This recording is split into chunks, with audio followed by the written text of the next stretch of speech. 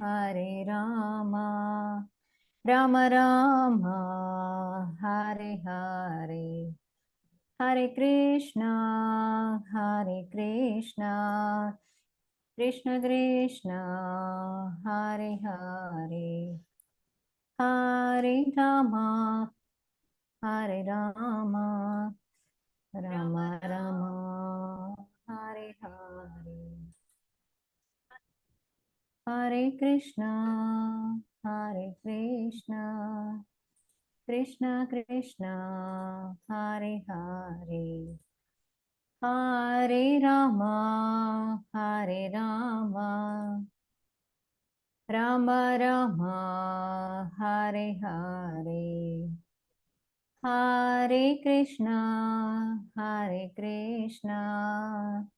ಕೃಷ್ಣ ಕೃಷ್ಣ ಹರೆ ಹರೆ ಹರೆ ರಾಮ ರಾಮ ರಾಮ ಹರೆ ಹರೆ ಹರೆ ಕೃಷ್ಣ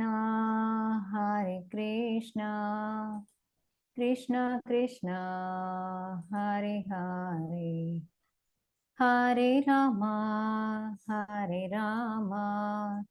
ರಾಮ ರಾಮ ಹರೆ ಹರೆ ಓಂ ಅಜ್ಞಾನತಿಮಿರಾಂಧಸ್ಯ ಜ್ಞಾನಾಂಜನಶಲಾಕಯಾ ಚಕ್ಷುರುನ್ಮಿಲಿತಂ ಯೇನ ತಸ್ಮೈ ಶ್ರೀ ಗುರವೇ ನಮಃ. ಶ್ರೀ ಚೈತನ್ಯ ಮನೋಭೀಷ್ಟಂ ಸ್ಥಾಪಿತಂ ಯೇನ ಭೂತಲೆ ಸ್ವಯಂ ರೂಪಕದಾ ಮಹ್ಯಂ ದದಾತಿ ಸ್ವಪದಾಂತಿಕಂ. ವಂದೇಹಂ ಶ್ರೀಗುರು ಶ್ರೀಯುತಪದಕಮಲಂ ಶ್ರೀಗುರುನ್ ವೈಷ್ಣವಾಂಶ್ಚ ಶ್ರೀರೂಪಂ ಸಾಗ್ರಜಾತಂ ಸಗಣರಘುನಾಥಾನ್ವಿತಂ ತಂ ಸಾಜೀವಂ ಸಾದ್ವೈತಂ ಸಾವಧೂತಂ ಪರಿಜನಸಹಿತಂ ಕೃಷ್ಣಚೈತನ್ಯದೇವಂ ಶ್ರೀರಾಧಾಕೃಷ್ಣಪಾದಾನ್ ಸಗಣಲಲಿತಾ ಶ್ರೀವಿಶಾಖಾನ್ವಿತಾಂಶ್ಚ.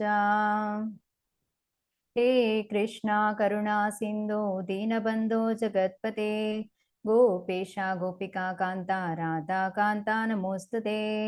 ತಪ್ತ ಕಾಂಚನ ಗೌರಾಂಗಿ ರಾಧೆ ವೃಂದಾವನೇಶ್ವರಿ ವೃಷಭಾನುಸುತೆ ದೇವಿ ಪ್ರಣಮಾಮಿ ಹರಿಪ್ರಿಯೆ. ವಾಂಛಾ ಕಲ್ಪತರುಭ್ಯಶ್ಚ ಕೃಪಾ ಸಿಂಧುಭ್ಯ ಏವ ಚ ಪತಿತನಾಂ ಪಾವನೇಭ್ಯೋ ವೈಷ್ಣವೇಭ್ಯೋ ನಮೋ ನಮಃ. ನಮೋ ಓಂ ವಿಷ್ಣುಪಾದಾಯ ಕೃಷ್ಣಪ್ರೇಷ್ಠಾಯ ಭೂತಲೆ ಶ್ರೀಮತೆ ಭಕ್ತಿವೇದಾಂತ ಸ್ವಾಮಿನಿತಿ ನಾಮಿನೇ. ನಮಸ್ತೆ ಸಾರಸ್ವತೆ ದೇವೆ ಗೌರವಾಣಿ ಪ್ರಚಾರಿಣೆ ನಿರ್ವಿಶೇಷ ಶೂನ್ಯವಾದಿ ಪಾಶ್ಚಾತ್ಯ ದೇಶತಾರಿಣೆ. ಜಯೋ ಶ್ರೀ ಕೃಷ್ಣ ಚೈತನ್ಯ ಪ್ರಭು ನಿತ್ಯಾನಂದ ಶ್ರೀ ಅದ್ವೈತ ಗದಾಧರ ಶ್ರೀವಾಸಾದಿ ಗೌರ ಭಕ್ತವೃಂದ. ಹರೇ ಕೃಷ್ಣ ಕೃಷ್ಣ ಕೃಷ್ಣ ಹರೇ ಹರೇ ಹರೇ ರಾಮ ರಾಮ ರಾಮ ಹರೇ ಹರೇ. ಶ್ರೀ ಶ್ರೀ ರಾಧಾ ಗೋವಿಂದ ಕಿ ಜೈ. ಶ್ರೀ ಶ್ರೀ ಗೌರನಿತಾಯ ಕಿ ಜೈ. ಶ್ರೀಲ ಪ್ರಭುಪಾದ ಕಿ ಜೈ. ಎಲ್ಲ ಶಿಕ್ಷಾ ಗುರುಗಳಿಗೆ ವಂದನೆಗಳನ್ನು ಸಲ್ಲಿಸುತ್ತಾ ಇವತ್ತಿನ ತರಗತಿಯನ್ನು ಪ್ರಾರಂಭ ಮಾಡ್ತಾ ಇದ್ದೇವೆ. ಹರೇ ಕೃಷ್ಣ. ಎಲ್ಲರಿಗೂ ಭಕ್ತಿಶಾಸ್ತ್ರಿ ತರಗತಿಗೆ ಸ್ವಾಗತ.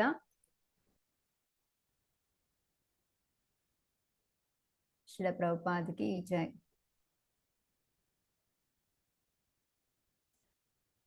ಘಟಕ 1 ಭಗವದ್ಗೀತೆ ಅಧ್ಯಾಯಗಳು ಮೊದಲನೇ ಅಧ್ಯಾಯದಿಂದ 6ನೇ ಅಧ್ಯಾಯದವರೆಗೆ. ಇಂದು 10ನೇ ದಿನ. ಇವತ್ತು ಅಧ್ಯಾಯ 6ರಲ್ಲಿ ನಾವು ಮೊದಲನೆಯ ಒಂದು ಶ್ಲೋಕದಿಂದ 33ನೇ ಶ್ಲೋಕದವರೆಗೆ ನೋಡಲಿದ್ದೇವೆ.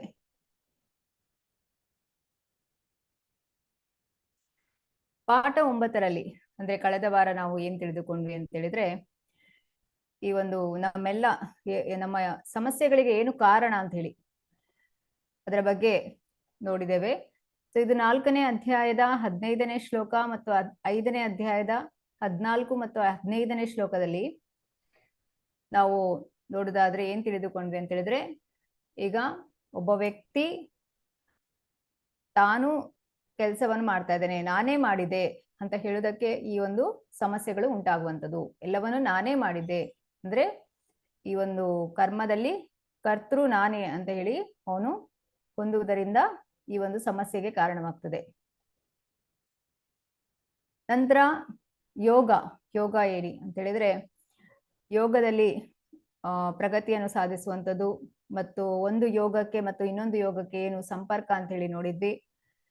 ಹಾಗೆ ಅದರ ಫಲಿತಾಂಶಗಳು, ಸಂಬಂಧಿತ ಫಲಿತಾಂಶಗಳು ಏನು ಎಂಬುದನ್ನು ನೋಡಿದ್ದೇವೆ. ನಂತರ ಯಾವ ಯೋಗವನ್ನು ಮಾಡಿದ್ರೆ ಯಾವ ಫಲಿತಾಂಶ ದೊರೀತದೆ ಅಂತೇಳಿ. ಸೊ ಈ ಆಧುನಿಕ ಯುಗದಲ್ಲಿ ಇದನ್ನು ಯಾವ ರೀತಿಯಾಗಿ ನಾವು ಆಚರಣೆ ಮಾಡ್ಬೋದು ಅಂತೇಳಿ ನೋಡಿದ್ವಿ. ಕೊನೆಯದಾಗಿ ಶಾಂತಿ ಮಂತ್ರ, ಭೋಕ್ತಾರಂ ಯಜ್ಞ ತಪಸಾಂ ಸರ್ವಲೋಕ ಮಹೇಶ್ವರಂ ಸುಹೃದಂ ಸರ್ವಭೂತಾನಂ ಶಾಂತಿ ಅಂತ ಹೇಳಿದ್ರೆ, ಈಗ ನಮ್ಮನ್ನು ಕಂಟ್ರೋಲ್ ಮಾಡೋದು ಯಾರು? ಕೃಷ್ಣ. ಎಂಜಾಯರ್ ಯಾರು? ಕೃಷ್ಣ. ನಮ್ಮ ಹಿತೇಶ್ ಯಾರು? ಕೃಷ್ಣ. ಇದನ್ನ ನಾವು ತಿಳಿದುಕೊಂಡ್ವಿ.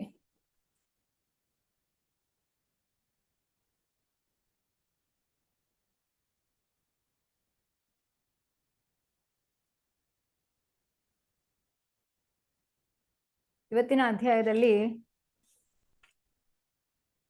ಮೊದಲ 9 ಶ್ಲೋಕಗಳಲ್ಲಿ ಭಗವಂತ ಅಂದ್ರೆ ಇಲ್ಲಿ 2 ರೀತಿಯಾದಂತಹ ಯೋಗಿಗಳ ಕುರಿತಾಗಿ ಹೇಳ್ತಾನೆ. ಅಂದ್ರೆ ಅಷ್ಟಾಂಗ ಯೋಗಗಳಲ್ಲಿ ಮೊದಲ 6 ಹಂತಗಳನ್ನು ಅಂಗಗಳನ್ನು ಯಾರು ವಿಭಾಗವಾಗಿ ಮಾಡಿದ್ರೆ ಅದನ್ನು ಮತ್ತೆ ಉಳಿದ 2 ಅಂಗಗಳನ್ನು ಇನ್ನೊಂದು ವಿಭಾಗವಾಗಿ ಮಾಡಲಾಗ್ತದೆ ಅಂತ ಹೇಳಿದ್ರೆ, ಮೊದಲ 6 ಅಂಗಗಳು ಅಂದ್ರೆ ಅಷ್ಟಾಂಗ 8 ಅಂಗಗಳಲ್ಲಿ ಮೊದಲ 6 ಅಂಗಗಳನ್ನು ಅದರಲ್ಲಿ ಯಾರು ಸಾಧನೆ ಮಾಡ್ತಾರೆ ಅವರನ್ನು ಯೋಗ ರುರುಕ್ಷು ಅಂತ ಹೇಳಿದ್ರೆ, ಉಳಿದ 2 ಅಂಗಗಳಲ್ಲಿ ಯಾರು ಸಾಧನೆ ಮಾಡ್ತಾರೆ ಅವರನ್ನು ಯೋಗಾರೂಢ ಅಂತ ಹೇಳಿ ಮಾಡುವಂಥದ್ದು. ಅಂದ್ರೆ ಯಾರು ಅಭ್ಯಾಸ ಮಾಡ್ತಾರೆ ಅವರನ್ನು ಯೋಗಾರೂಢ ಅಂತ ಹೇಳಿ ಕರೆಯುವಂಥದ್ದು. ನಂತರ ಯೋಗಾಭ್ಯಾಸವನ್ನು ಮಾಡುವುದು ಹೇಗೆ ಅಂತ ಹೇಳಿ, ಸಮಾಧಿ ಸ್ಥಿತಿಯಲ್ಲಿ ಹಂತಗಳು ಅಂದ್ರೆ ಇದರಲ್ಲಿ ಬೇರೆ ಬೇರೆ ಹಂತಗಳಿರುತ್ತೆ, ಅದನ್ನೆಲ್ಲ ಯಾವುದೆಲ್ಲ ಅಂತ ನಾವು ನೋಡಲಿದ್ದೇವೆ. 28ರಿಂದ 32ನೇ ಶ್ಲೋಕದಲ್ಲಿ ಯಾರು ಈ ಒಂದು ಸಮಾಧಿ ಸ್ಥಿತಿಗೆ ಬರ್ತಾರೆ ಸೊ ಅವರು ಪರಮಾತ್ಮನನ್ನು ಹೃದಯದಲ್ಲಿ ಕಾಣ್ತಾರೆ.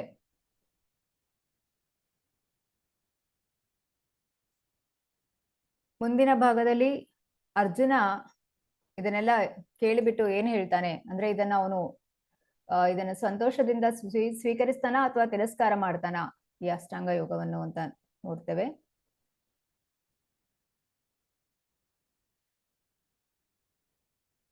ನಂತರ ಇಲ್ಲಿ ಹೇಳುವಂಥದ್ದು ಈ ಒಂದು ಅಂದ್ರೆ ಇದು ತುಂಬಾ ಕಷ್ಟಕರವಾದಂಥದ್ದು. ಇದರಲ್ಲಿ ಈ ಯೋಗ ಅಷ್ಟಾಂಗ ಯೋಗವನ್ನು ಮಾಡಿ ಅದರಲ್ಲಿ ವಿಫಲನಾದ್ರೆ ಅವರ ಸ್ಥಾನ ಏನು ಅಂತ ಹೇಳಿ ಅರ್ಜುನ ಕೇಳುವಂಥದ್ದು. ಯಾಕೆಂತ ಹೇಳಿದ್ರೆ ಬಹಳ ಕಷ್ಟಪಟ್ಟು ಈ ಅಷ್ಟಾಂಗ ಯೋಗವನ್ನು ಮಾಡಿ ಅವರಿಗೆ ಭೌತಿಕವಾಗಿಯೂ ಕೂಡ ಏನು ಸಿಗುವುದಿಲ್ಲ, ಆಧ್ಯಾತ್ಮಿಕವಾಗಿ ಕೂಡ ಏನು ಸಿಗುವುದಿಲ್ಲ ಅಂತ ಹೇಳುವುದನ್ನು ನಾವು ನೋಡಲಿದ್ದೇವೆ. ಮುಂದೆ 46ರಿಂದ 47ನೇ ಶ್ಲೋಕದಲ್ಲಿ ಅತ್ಯುನ್ನತ ಯೋಗ ಅಂತ ಹೇಳಿದ್ರೆ ಭಕ್ತಿ ಯೋಗ ಅಂತ ಹೇಳಿ ನಾವು ನೋಡಲಿದ್ದೇವೆ. ಎಲ್ಲಾ ಯೋಗಗಳಲ್ಲಿ ಅತ್ಯುನ್ನತವಾದಂಥದ್ದು ಭಕ್ತಿ ಯೋಗ. ಯಾರು ಭಕ್ತಿ ಸೇವೆಯನ್ನು ಮಾಡ್ತಾನೆ ಅಂತ ಹೇಳಿದ್ರೆ, ಯಾರು ಸದಾ ಭಗವಂತನನ್ನು ಚಿಂತನೆ ಮಾಡ್ತಾನೆ, ಭಗವಂತನೇ ಹೇಳ್ತಾನೆ ಏನಂತೇಳಿ, ಅವನು ಶ್ರೇಷ್ಠ ಯೋಗಿ, ಅತಿ ಶ್ರೇಷ್ಠ ಯೋಗಿ ಅಂತ ಹೇಳಿ. ಇದು ಮುಂದಿನ ಅಧ್ಯಾಯಕ್ಕೆ ಪೀಠಿಕೆ ಆಗುತ್ತೆ, ಭಕ್ತಿ ಯೋಗ ಹೇಳಿ ಇದನ್ನು ನಾವು ತಿಳಿಯುತ್ತೇವೆ.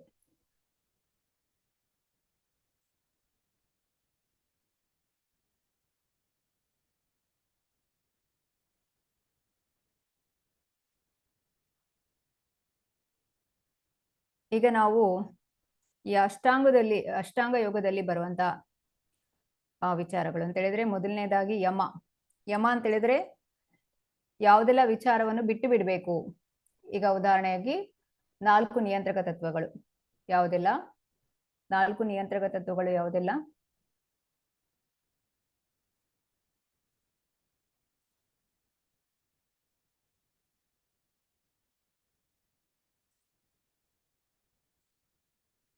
ಮಾಂಸಾಹಾರ, ಜೂಜು, ಮತ್ತೆ ಮದ್ಯಪಾನ, ನೈತಿಕ ಸಂಬಂಧ. ವ್ಯಭಿಚಾರ. ಎಸ್. ಸೊ ಈಗ ಈ 4 ನಿಯಂತ್ರಕ ತತ್ವಗಳನ್ನು ಅನುಸರಿಸುವಂಥದ್ದು. ಅದೇ ನೀವು ಹೇಳಿದಾಗೆ ಜುಜಾಡೋದು, ಅಮಲು ಪದಾರ್ಥಗಳನ್ನು ಸೇವಿಸುವಂಥದ್ದು, ವ್ಯಭಿಚಾರ, ಮಾಂಸಾಹಾರ. ಸೊ ಇವುಗಳನ್ನೆಲ್ಲ ಬಿಟ್ಟು ಬಿಡ್ಬೇಕು. ಇದೆಲ್ಲ ಯಮ ಅಂತ ಹೇಳಿ ಕರೆದ್ರೆ, ಇನ್ನು ನಿಯಮ ಅಂತ ಹೇಳಿದ್ರೆ ಏನು? ಈಗ ನಿಯಮ, ಈಗ ನಮಗೆ ನಿಯಮ ಏನಿರುತ್ತೆ, ಯಾರು ಹೇಳ್ತೀರಿ? ನಿಮಿಷ.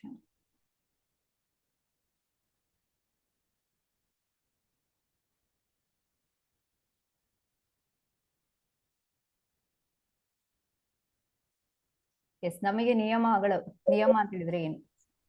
16 ಸುತ್ತು ಜಪ ಮಾಡೋದ್ ಮಾತಾಜಿ. ಹ್ಮ್.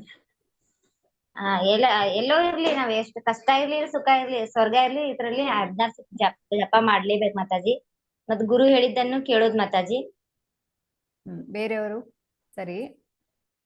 ಹರೇ ಕೃಷ್ಣ ಮಾತಾಜಿ. ಮಾತಾಜಿ, ಈಗ ನಾವು ಕೃಷ್ಣ ಪ್ರಜ್ಞೆಯಲ್ಲಿ ಯಾವಾಗ ಬಂದಾಗ 4 ರೆಗ್ಯುಲರ್ ಪ್ರಿನ್ಸಿಪಲ್ಸ್ ಅದನ್ನು ನಾವು 4:30ಗೆ ಎದ್ದು ಮಂಗಳಾರತಿ ದರ್ಶನ ಮಾಡ್ಕೊಳ್ಳೋದು, 16 ಸುತ್ತು ಜಪ ಮಾಡೋದು, ಏಕಾದಶಿ ವ್ರತ ಮಾಡೋದು, ಮತ್ತೆ ನಿತ್ಯಾನಂದ ಈವೆಂಟ್ಸ್ ಅಂತ ನಮಗೆ ಪ್ರಭುಪಾದರ ಈವೆಂಟ್ಸ್, ಕೃಷ್ಣಗೆ ಸಂಬಂಧಪಟ್ಟಿದ್ದು ಯಾವ ಇದು ಇರ್ತಾವೋ ಈವೆಂಟ್ಸ್, ಅವೆಲ್ಲ ನಾವು ತಪ್ಪದೆ ನಾವು ಅಟೆಂಡ್ ಮಾಡೋದು, ಆತರ ಎಲ್ಲ ಮಾತಾಜಿ. ಕೃಷ್ಣನಿಗೆ ಅರ್ಪಿಸಿ ಪ್ರಸಾದ ತಗೊಳ್ಳೋದು ಮಾತಾಜಿ. ಮತ್ತೆ ಭಗವದ್ಗೀತೆ ಭಾಗವತಂ ಓದೋದು, ದಿನಚರಿ ಅದು ಮಾಡೋದು ಮಾತಾಜಿ ಪ್ರತಿದಿನ. ಈ ತರ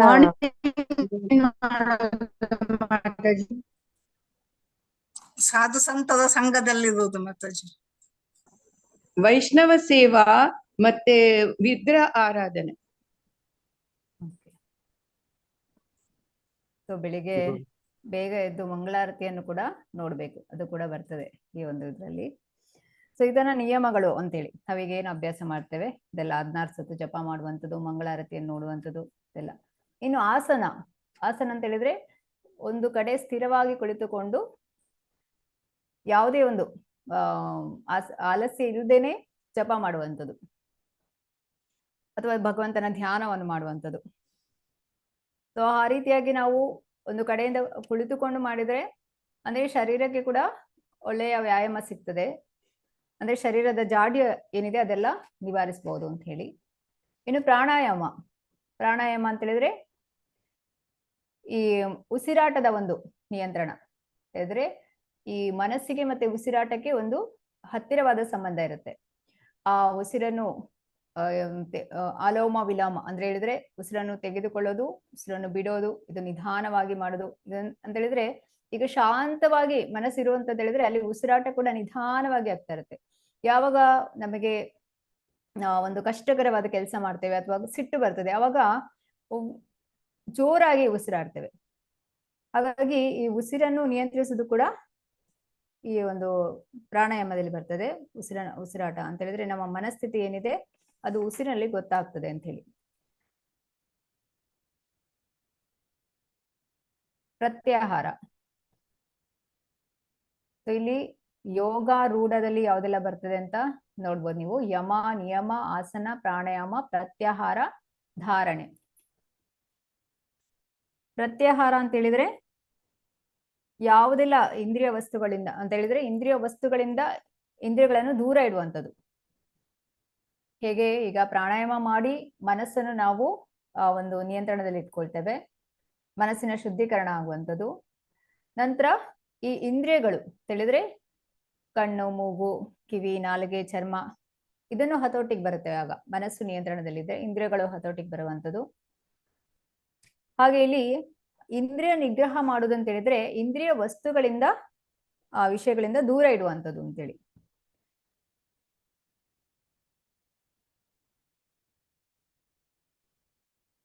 ಇನ್ನು ಪ್ರತ್ಯಾಹಾರದ ಸ್ಥಿತಿಗೆ ಬಂದ ನಂತರ ಧಾರಣೆ ಮಾಡುವಂಥದ್ದು. ಧಾರಣೆ ಅಂತ ಹೇಳಿದ್ರೆ ಭಗವಂತನನ್ನು ನಿರಂತರವಾಗಿ ಚಿಂತನೆ ಮಾಡುವಂಥದ್ದು. ಇವಿಷ್ಟು ಯೋಗ ರೂಢ ಅಂತ ಹೇಳಿದ್ರೆ. ಇನ್ನು ಯೋಗ ರುರುಕ್ಷು ಅಂತ ಹೇಳಿದ್ರೆ ಧ್ಯಾನ ಮತ್ತೆ ಸಮಾಧಿ.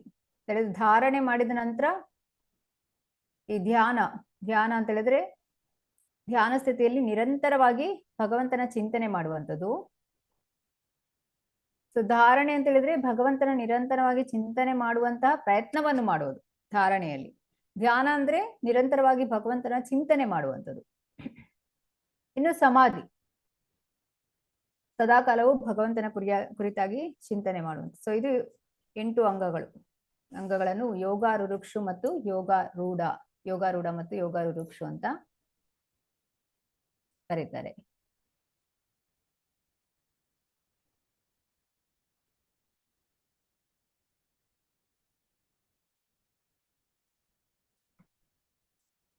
ನಂತರ ಮನಸ್ಸನ್ನು ನಿಗ್ರಹಿಸುವ ಒಂದು ಅವಶ್ಯಕತೆ ಏನಿದೆ. ಮನಸ್ಸು ಅನ್ನುವಂಥದ್ದು ನಮ್ಮ ಶತ್ರು ಆಗ್ಬೋದು, ಮಿತ್ರ ಆಗ್ಬೋದು. ಬಂಧುರಾತ್ಮಾತ್ಮನಸ್ತಸ್ಯ ಯೇನಾತ್ಮೈವಾತ್ಮನಾಜಿತ ಅನಾತ್ಮನಸ್ತು ಶತ್ರುತ್ವೇ ವರ್ತೇತಾತ್ಮೈವ ಶತ್ರುವ. ಯಾರು ಮನಸ್ಸನ್ನು ಗೆದ್ದಿದ್ದಾನೋ ಅವನಿಗೆ ಮನಸ್ಸು ಬಂಧುವಾಗುತ್ತದೆ, ಆದರೆ ಹಾಗೆ ಮಾಡದಿರುವವನಿಗೆ ಅವನ ಮನಸ್ಸೇ ಅತ್ಯಂತ ದೊಡ್ಡ ಶತ್ರುವಾಗುತ್ತದೆ. ಮನಸ್ಸು ನಮ್ಮ ಬಂಧನಕ್ಕೆ ಕಾರಣವಾಗ್ತದೆ, ಹಾಗೆ ನಮ್ಮ ಮೋಕ್ಷಕ್ಕೂ ಮನಸ್ಸೇ ಕಾರಣವಾಗ್ತದೆ. ಸೊ ಮನಸ್ಸನ್ನು ನಿಗ್ರಹಿಸದಿದ್ರೆ ಏನಾಗುತ್ತೆ, ಅದು ನಮ್ಮ ಶತ್ರು ಆಗ್ತದೆ. ಈಗ ಮನಸ್ಸನ್ನು ನಿಗ್ರಹ ಮಾಡೋದು ಅಂತ ಹೇಳಿದ್ರೆ ಹೇಗೆ? ಈಗ ಮನಸ್ಸಿಗೆ ಆಹಾರವನ್ನು ಕೊಡದೇ ಇರುವಂಥದ್ದು. ಅಂದ್ರೆ ಈಗ ಇದನ್ನ ಕೃತಕವಾಗಿ ಯಾವಾಗ ನಾವು ಈ ಇಂದ್ರಿಯಗಳನ್ನು ನಿಗ್ರಹ ಮಾಡ್ಲಿಕ್ಕೆ ಹೋಗ್ತೇವೆ, ಆಗ ಆ ಇಂದ್ರಿಯಗಳ ನಿಗ್ರಹ ಮಾಡುವಂಥದ್ದು ಬಹಳ ಕಷ್ಟವಾಗ್ತದೆ. ಆದ್ರೆ ಯಾರು ಭಕ್ತಿ ಸೇವೆಯನ್ನು ಮಾಡ್ತಾರೆ, ಕೃಷ್ಣ ಪ್ರಜ್ಞೆಯಲ್ಲಿದ್ರೆ ಅವರ ಇಂದ್ರಿಯಗಳು ತನ್ನಿಂದ ತಾನೇ ನಿಗ್ರಹವಾಗುತ್ತೆ ಅಂತ ಹೇಳಿದ್ರೆ ಭಗವಂತನ ಸೇವೆಯನ್ನು ಮಾಡ್ತಾ ಇರ್ತಾರೆ. ಹಾಗಾಗಿ ಇಂದ್ರಿಯ ವಸ್ತುಗಳ ವಿಷಯಗಳನ್ನು ಕುರಿತಾಗಿ ಅವರು ಚಿಂತನೆ ಮಾಡೋದಿಲ್ಲ. ಸಂಪೂರ್ಣವಾಗಿ ಭಗವಂತನ ಸೇವೆಯನ್ನು ಮಾಡೋ ಕಾರಣ. ಸೊ ಮನಸ್ಸು ಭಗವಂತನ ಸೇವೆಯಲ್ಲಿ ತೊಡಗಿದ್ರೆ ಮನಸ್ಸು ನಮ್ಮ ಮಿತ್ರ ಆಗುತ್ತೆ. ಅದೇ ಇಂದ್ರಿಯ ಭೋಗದಲ್ಲಿ ತೊಡಗಿದ್ರೆ ಶತ್ರು ಆಗ್ತದೆ. ಹಾಗಾಗಿ ನಾವಿಲ್ಲಿ ತಿಳಿಬೇಕಾಗಿರೋದು ಏನಂತ ಹೇಳಿದ್ರೆ, ಕೃತಕವಾಗಿ ನಾವು ಮನಸ್ಸನ್ನು ನಿಗ್ರಹ ಮಾಡ್ಲಿಕ್ಕೆ ಆಗೋದಿಲ್ಲ, ಇಂದ್ರಿಯಗಳನ್ನ ನಿಗ್ರಹ ಮಾಡ್ಲಿಕ್ಕೆ ಆಗೋದಿಲ್ಲ. ಅದು ಭಗವಂತನ ಸೇವೆ ಅಂತ ಹೇಳಿದ್ರೆ ಭಗವಂತನ ಚಿಂತನೆ ಮಾಡ್ತಾ ಇದ್ದಾಗ ಆಗ ಮನಸ್ಸಿಗೆ ಬೇರೆ ಯಾವುದೇ ಚಿಂತನೆ ಬರೋದಿಲ್ಲ.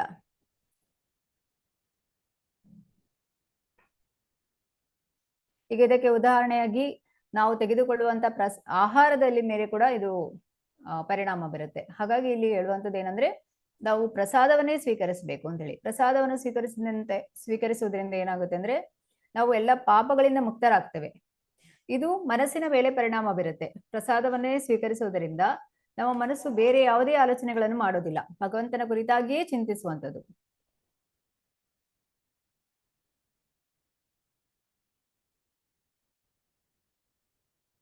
ಈಗ ಇದಕ್ಕೆ ನೀವು 3ನೇ ಅಧ್ಯಾಯದ 6ನೇ ಶ್ಲೋಕದಲ್ಲಿ ನೋಡಿದ್ರಿ.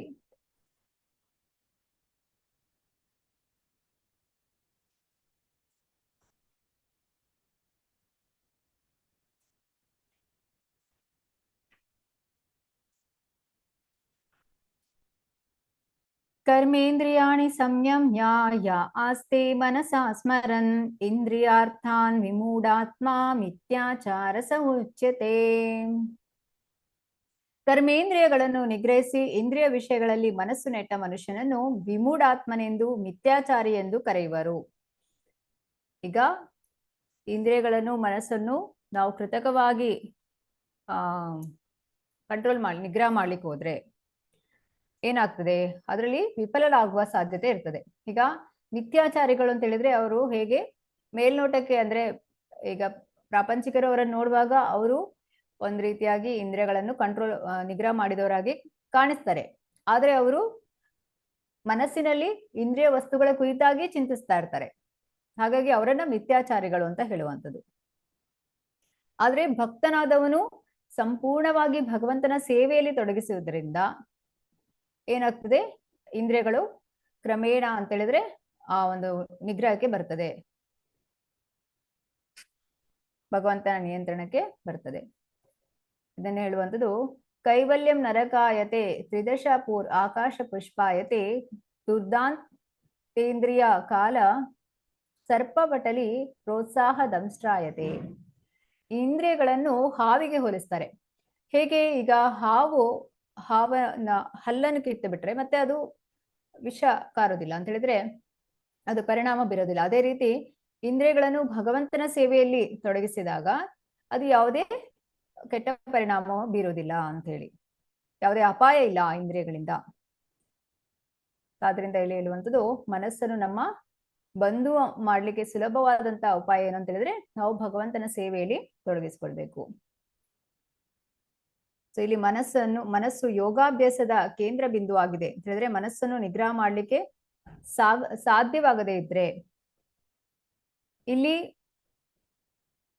ಆಧ್ಯಾತ್ಮಿಕ ವಿಚಾರದಲ್ಲಿ ನಮ್ಗೆ ತಿಳಿಯುತ್ತೆ ಏನಂತ ಹೇಳಿದ್ರೆ ಯೋಗ ಅಂತ ಹೇಳಿದ್ರೆ ಭಗವಂತನನ್ನು ಅಂದ್ರೆ ಜೀವಾತ್ಮನನ್ನು ಭಗವಂತನ ಜೊತೆ ಕನೆಕ್ಟ್ ಮಾಡುವಂಥದ್ದು ಅಂತ ಹೇಳಿ, ಜೋಡಿಸುವಂಥದ್ದು. ಆದ್ರೆ ಯಾವಾಗ ನೀವು ಈಗ ಹೊರಗೆ ನೀವು ಯೋಗಾಭ್ಯಾಸ ಅಂತ ಹೇಳಿದ್ರೆ ಅವ್ರೇನ್ ಹೇಳ್ತಾರೆ, ಯೋಗಾಭ್ಯಾಸ ಅಂತ ಹೇಳಿದ್ರೆ ಅವರು ಶರೀರದ ಒಂದು ಶರೀರ ಸುಸ್ಥಿರವಾಗಿಡ್ಲಿಕ್ಕೆ ಮಾಡುವಂಥದ್ದು ಅಂತ ತಿಳಿತಾರೆ. ಅದಕ್ಕೆ ಇಲ್ಲಿ ಹೇಳುವಂಥದ್ದು ಏನಂತ ಹೇಳಿದ್ರೆ ಮನಸ್ಸನ್ನು ನಿಗ್ರಹ ಮಾಡ್ಲಿಕ್ಕೆ ಸಾಧ್ಯವಾಗದೇ ಇದ್ರೆ ಆ ಯೋಗ ಮಾಡೋದು ಅದಂತ ಹೇಳಿದ್ರೆ ಅದೊಂದು ಅರ್ಥಹೀನ ವಿಚಾರ ಅಂತ ಹೇಳಿ. ಸೊ ಮನಸ್ಸಿನ ನಿಗ್ರಹವು ಯೋಗಾಭ್ಯಾಸದಲ್ಲಿ ಬಹಳ ಮುಖ್ಯ. ಹಾಗಾಗಿ ಮನಸ್ಸನ್ನು ನಿಗ್ರಹ ಮಾಡೋದಕ್ಕೆ ನಾವು ಏನ್ ಮಾಡ್ಬೇಕಂತ ಹೇಳಿದ್ರೆ ಭಗವಂತನ ಸೇವೆಯನ್ನು ಮಾಡ್ಬೇಕು. ನಾವು ಹರೇ ಕೃಷ್ಣ ಜಪವನ್ನು ನಿರಂತರವಾಗಿ ಜಪಿಸುವಂಥದ್ದು. ಅವಾಗ ತಾನಾಗಿಯೇ ಆ ಮನಸ್ಸು ಭಗವಂತನ ಬಗ್ಗೆ ಚಿಂತನೆ ಮಾಡುತ್ತೆ. ಹಾಗೆ ಭಗವಂತನ ಕುರಿತಾಗಿ ಕೇಳೋದ್ರಿಂದ, ಈಗ ಭಗವದ್ಗೀತೆ ಭಾಗವತಂ ಇದನ್ನೆಲ್ಲ ಕೇಳೋದ್ರಿಂದ ಮನಸ್ಸು ಹೇಗೆ ಈ ಹಾವಿನ ಹಲ್ಲು ಕಿತ್ತು ಹಾಕ್ತಾರಲ್ಲ ಅದೇ ರೀತಿ ಅದು ನಮ್ಮ ಹಿಡಿತದಲ್ಲಿರುತ್ತೆ, ಯಾವುದೇ ಅಪಾಯವನ್ನು ಮಾಡೋದಿಲ್ಲ ಅಂತ.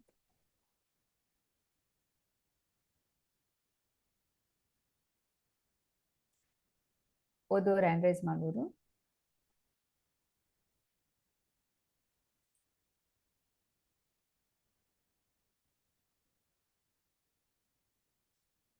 ಹರೇ ಕೃಷ್ಣ. ಶುಭ ಹರೇ ಮಾತೆ. ಕೃಷ್ಣ ಮಾತಾಜಿ. ಅಷ್ಟಾಂಗ ಯೋಗ. ಆದರೆ ಮನಸ್ಸನ್ನು ಗೆದ್ದಾಗ ಎಲ್ಲರ ಹೃದಯಗಳಲ್ಲಿ ಪರಮಾತ್ಮನಾಗಿ ನೆಲೆಸಿರುವ ಭಗವಂತನ ಆಜ್ಞೆಯಂತೆ ನಡೆಯಲು ಮನುಷ್ಯನು ತಾನಾಗಿ ಒಪ್ಪಿಕೊಳ್ಳುತ್ತಾನೆ. ಕೃಷ್ಣ ಪ್ರಜ್ಞೆಯನ್ನು ನೇರವಾಗಿ ಸ್ವೀಕರಿಸಿದರೆ ಭಗವಂತನ ಪ್ರೇರಣೆಗೆ ಸಂಪೂರ್ಣ ಶರಣಾಗತಿಯು ತಂತಾನೇ ಬರುತ್ತದೆ. 6.6 ಪರ್ಪಟ್. ಹರೇ ಕೃಷ್ಣ ಮಾತಾಜಿ. ಹರೇ ಕೃಷ್ಣ ಮಾತಾಜಿ. ಸೊ ಇಲ್ಲಿ ನಾವು ತಿಳಿಬೇಕಾಗಿರುವಂತ ಏನಂತ ಹೇಳಿದ್ರೆ ಯಾರು ಮನಸ್ಸನ್ನು ನಿಗ್ರಹಿಸಲಿಕ್ಕೆ ಸಾಧ್ಯ ಆಗೋದಿಲ್ಲ ಅವರು ಯೋಗದಲ್ಲಿ ಮುಂದುವರಿಲಿಕ್ಕೆ ಸಾಧ್ಯ ಆಗೋದಿಲ್ಲ. ಈಗ ನಮಗೆ ಈ ಭಕ್ತಿ ಸೇವೆಯಲ್ಲಿ ಮುಂದುವರಿಬೇಕಂತ ಹೇಳಿದ್ರೆ ನಾವು ಮನಸ್ಸನ್ನು ನಿಗ್ರಹಿಸ್ಬೇಕು. ಮನಸ್ಸನ್ನು ನಾವು ನಿಗ್ರಹಿಸೋದಂತ ಹೇಳಿದ್ರೆ ನಾವು ಹರೇ ಕೃಷ್ಣ ಜಪವನ್ನು ನಿರಂತರವಾಗಿ ಮಾಡ್ಬೇಕು. ಅಂದ್ರೆ ಇಲ್ಲಿ ಚೈತನ್ಯ ಮಹಾಪ್ರಭುಗಳು ಶಿಕ್ಷಾಷ್ಟಕಮಲ್ಲಿ ಹೇಳ್ತಾರೆ ಏನಂತೇಳಿ, ಚೇತೋದರ್ಪಣ ಮಾರ್ಜನಂ ಭೌಮಹಾದವಾಗ್ನಿ ನಿರ್ವಾಪಣಂ ಶ್ರೇಯ ಕೈರವ ಚಂದ್ರಿಕಾ ವಿತರಣಂ ವಿದ್ಯಾವತು ಜೀವನ ಹೇಳಿದ್ರೆ ಮನಸ್ಸೆಂಬ ಕನ್ನಡಿಯನ್ನು ತೊಳೆಯುವಂತ ಕಾರ್ಯ ಈ ಯೋಗಾಭ್ಯಾಸ ಮಾಡುವಂಥದ್ದು ಅಂತ ಹೇಳಿದ್ರೆ ಮನಸ್ಸನ್ನು ಯಾವ್ದಾದ್ರು ಒಂದು ವಿಚಾರದಲ್ಲಿ ನಾವು ತೊಡಗಿಸ್ಬೇಕು. ಈಗ ಮನಸ್ಸು ಹೇಗೆ ಅಂತ ಹೇಳಿದ್ರೆ ಅದು ಕಾಯ್ತಾ ಇರುತ್ತೆ, ನಾವು ಯಾವ್ದಾದ್ರು ಒಂದು ಕೆಲಸ ಕೊಡ್ಲೇಬೇಕು ಅದಕ್ಕೆ. ಇಲ್ಲ ಅಂತ ಹೇಳಿದ್ರೆ ಅದು ಈ ಇಂದ್ರಿಯ ಭೋಗದ ವಿಷಯಗಳಲ್ಲಿ ತೊಡಗಿಕೊಂಡ್ಬಿಡುತ್ತೆ. ಹೇಳಿದ್ರೆ ಅದಕ್ಕೆ ಏನಾದ್ರೂ ಒಂದು ಕೆಲಸ ಕೊಡ್ಲೇಬೇಕು ಅಂತ ಹೇಳಿ.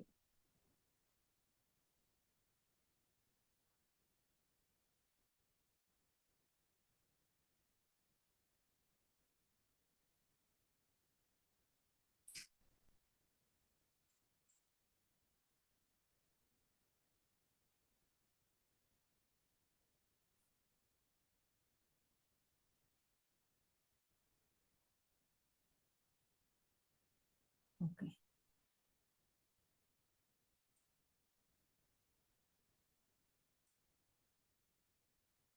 ಹರೇ ಕೃಷ್ಣ ಮಾತಾಜಿ.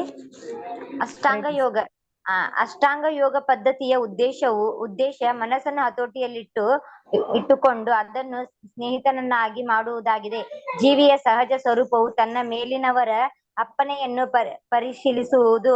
ಎಷ್ಟು ಕಾಲ ಮನಸ್ಸು ಇನ್ನೂ ಗೆಲ್ಲಲಾಗದ ಶತ್ರುವಾಗಿ ಉಳಿದಿದೆಯೋ ಅಷ್ಟು ಕಾಲ ಮನಸ್ಸನ್ನು ಕಾಮ, ಕ್ರೋಧ, ಲೋಭ, ಮೋಹ ಮೊದಲಾದವುಗಳ ಪ್ರೇರಣೆಯಂತೆ ನಡೆದುಕೊಳ್ಳಬೇಕಾಗುತ್ತದೆ. ಹರೇ ಕೃಷ್ಣ ಮಾತಾಜಿ. ಧನ್ಯವಾದಗಳು. ಧನ್ಯವಾದಗಳು ಮಾತಾಜಿ. ಹರೇ ಕೃಷ್ಣ.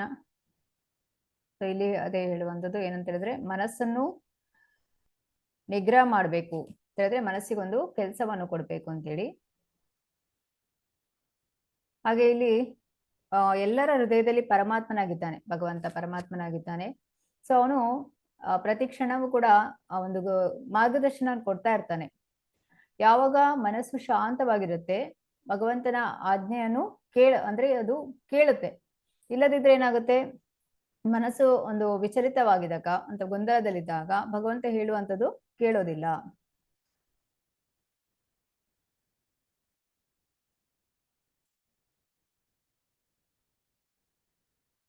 ಹಾಗೆ ಇಲ್ಲಿ ಹೇಳುವಂಥದ್ದು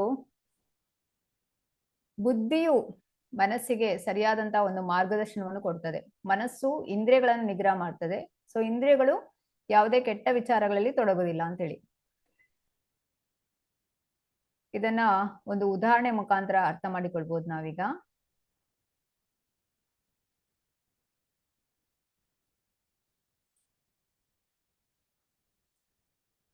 ಹರೇ ಕೃಷ್ಣ. ಪಲ್ಲವಿ ಮಾತಾಜಿ.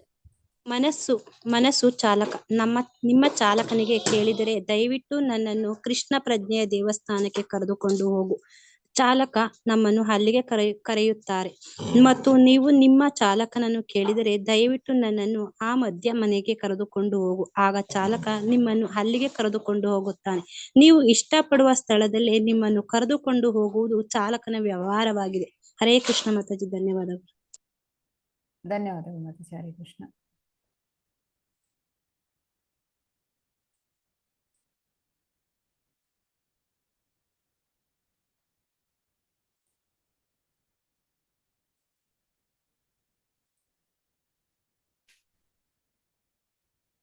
ಎಸ್.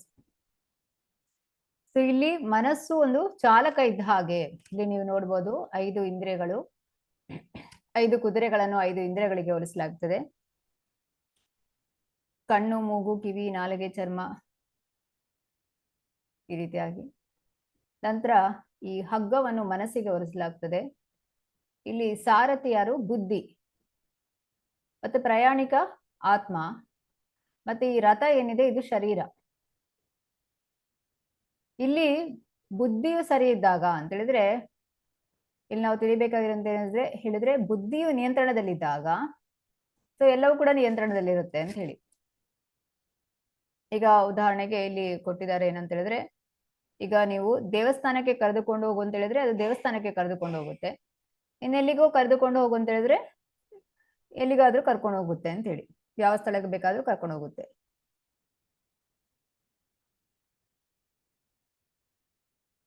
ಹಾಗಾಗಿ ಇಲ್ಲಿ ನಾವು ತಿಳಿಬೇಕಾಗಿರೋಂತ ಅಂತ ಹೇಳಿದ್ರೆ ಆತ್ಮ ಒಂದು ಜೀವಾತ್ಮನ ಒಂದು ಸ್ವರೂಪ ಏನಿದೆ, ಜೀವೇರ ಸ್ವರೂಪ ನಿತ್ಯರ ಕೃಷ್ಣದಾಸ್ ಅಂತ ಹೇಳಿದ್ರೆ ಅವರು ನಿರಂತರ ಭಗವಂತನ ಸೇವೆಯನ್ನು ಮಾಡುವಂಥದ್ದು, ಸೇವಕನಾಗಿರುವಂಥದ್ದು.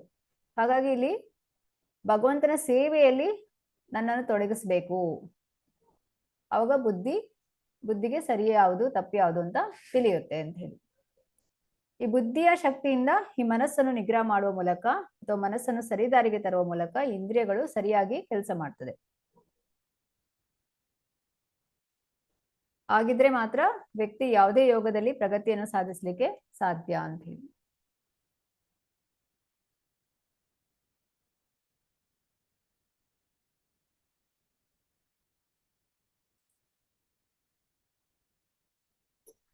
ಹರೇ ಕೃಷ್ಣ. ಶೋಭಾ ಮಾತಾಜಿ. ಹರೇ ಕೃಷ್ಣ ಮಾತಾಜಿ. ಅದೇ ರೀತಿಯಲ್ಲಿ ನಿಮ್ಮ ಮನಸ್ಸು ಚಾಲಕ. ನೀವು ನಿಯಂತ್ರಣವನ್ನು ಸಡಿಲಗೊಳಿಸಿದರೆ ಅವನು ತನಗೆ ಇಷ್ಟವಾದ ಸ್ಥಳಕ್ಕೆ ನಿಮ್ಮನ್ನು ಕರೆದೊಯ್ಯುತ್ತಾನೆ. ನಂತರ ನೀವು ನಾಶವಾಗುತ್ತೀರಿ. ಆಗ ನೀವು ಚಾಲಕ ನಿಮ್ಮ ಶತ್ರು. ಆದರೆ ನಿಮ್ಮ ಚಾಲಕ ನಿಮ್ಮ ಆದೇಶದಂತೆ ವರ್ತಿಸಿದರೆ ಅವನು ನಿಮ್ಮ ಸ್ನೇಹಿತ. ಹರೇ ಕೃಷ್ಣ ಮಾತಾಜಿ. ಧನ್ಯವಾದಗಳು. ಧನ್ಯವಾದ ಮಾತಾಜಿ. ಹರೇ ಕೃಷ್ಣ. ಇದಕ್ಕೆ ಉದಾಹರಣೆಯಾಗಿ ನಾವು ತಗೊಳ್ಳೋದಾದ್ರೆ, ಈಗ ನೀವು ಒಂದು ಆಟೋದಲ್ಲಿ ಹೋಗ್ತಾ ಇರ್ತೀರಾ. ಸೊ ಆಟೋದವರಿಗೆ ನೀವೇನು ಹೇಳಿರೋದಿಲ್ಲ ಎಲ್ಲಿಗೆ ಹೋಗ್ಬೇಕು ಅಂತ.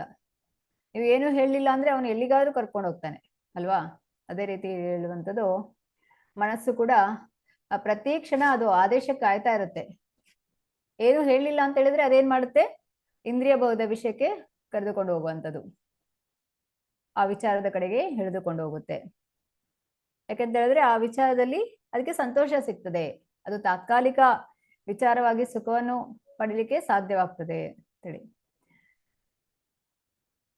ಹಾಗಾಗಿ ಪ್ರತಿ ಕ್ಷಣನೂ ಕೂಡ ಮನಸ್ಸಿಗೆ ಮಾರ್ಗದರ್ಶನವನ್ನು ಕೊಡ್ಬೇಕಾಗ್ತದೆ. ಇಲ್ಲದಿದ್ರೆ ಮನಸ್ಸು ಏನ್ ಮಾಡುತ್ತೆ, ನಮ್ಮನ್ನ ಆ ರೀತಿಯಾಗಿ ಇಂದ್ರಿಯ ವಿಷಯಗಳತ್ತ ಎಳೆದುಕೊಂಡು ಹೋಗಿ ಮತ್ತೆ ಅದು ನಮ್ಮ ನಿಯಂತ್ರಣದಿಂದ ಅಂದ್ರೆ ಅದು ನಿಗ್ರಹ ಮಾಡ್ಲಿಕ್ಕೆ ಆಗೋದಿಲ್ಲ ಮನಸ್ಸನ್ನು ಅಂತ ಹೇಳಿ. ಅಂದ್ರೆ ಮನಸ್ಸನ್ನ ಅದರಷ್ಟಕ್ಕೆ ಬಿಡ್ಲಿಕ್ಕೆ ಬಿಡಬಾರ್ದು, ಇಂದ್ರಿಯಗಳನ್ನು ಅದರಷ್ಟಕ್ಕೆ ಬಿಡಬಾರ್ದು, ಅದನ್ನ ನಾವು ಅದಕ್ಕೆ ಸರಿಯಾದ ಮಾರ್ಗದರ್ಶನವನ್ನು ನೀಡಬೇಕು ಅಂತೇಳಿ. ಯಾಕೆಂತ ಹೇಳಿದ್ರೆ ಯಾವಾಗ ಇಂದ್ರಿಯಗಳು ಈ ಭೋಗದಲ್ಲಿ ತೊಡಗುತ್ತದೆ, ಆಗ ಇಂದ್ರಿಯಗಳು ಏನಾಗುತ್ತೆ, ಕಲುಷಿತ ಆಗ್ತದೆ. ಆಗ ಮನಸ್ಸು ಕಲುಷಿತ ಆಗುತ್ತೆ. ಮನಸ್ಸು ಕಲುಷಿತ ಆದ್ರೆ ಬುದ್ಧಿ ವಿವೇಚನೆಯನ್ನು ಕಳೆದುಕೊಳ್ತದೆ. ಅಂದ್ರೆ ಯಾವುದು ಸರಿ ಯಾವುದು ತಪ್ಪು ಅಂತ ಗೊತ್ತಾಗೋದಿಲ್ಲ. ಹೀಗೆ ಮಾಡೋದ್ರಿಂದ ಏನಾಗುತ್ತೆ, ಜೀವಾತ್ಮನು ಇನ್ನಷ್ಟು ಆ ಒಂದು ಸಂಕಷ್ಟಕ್ಕೆ ಸಿಲುಕಿಕೊಳ್ತಾನೆ.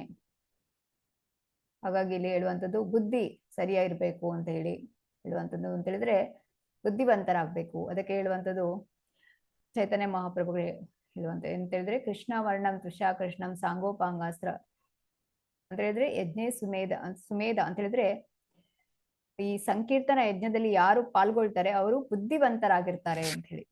ಬುದ್ಧಿವಂತರಾಗ್ಬೇಕು. ಹಾಗಿದ್ರೆ ಮಾತ್ರ ನಮ್ಮ ಮನಸ್ಸು ಇಂದ್ರಿಯಗಳು ಭಗವಂತನ ಸೇವೆಯಲ್ಲಿ ತೊಡಗಿಕೊಳ್ತದೆ. ಯಾವಾಗ ಇಂದ್ರಿಯಗಳು ಭಗವಂತನ ಸೇವೆಯಲ್ಲಿ ತೊಡಗಿಸಿಕೊಳ್ತದೆ, ಆಗ ಮನಸ್ಸು ಸ್ವಾಭಾವಿಕವಾಗಿ ಕಂಟ್ರೋಲ್ ಅಲ್ಲಿ ಇರುತ್ತೆ.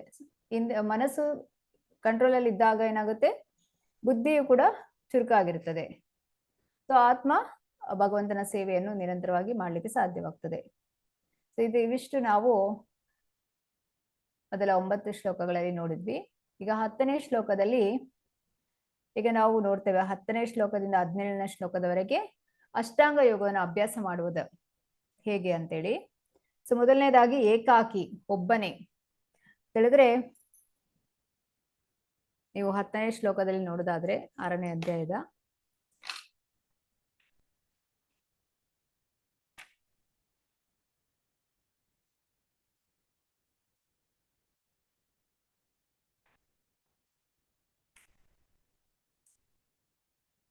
ಯೋಗಿಯುಂಚೀತ ಸತತಂ ಆತ್ಮಾನಂ ರಹಸಿ ಸ್ಥಿತಾ ಏಕಾಕೀಯತ ಚಿತ್ತಾತ್ಮ ನಿರಾಶೀರ ಪರಿಗ್ರಹ.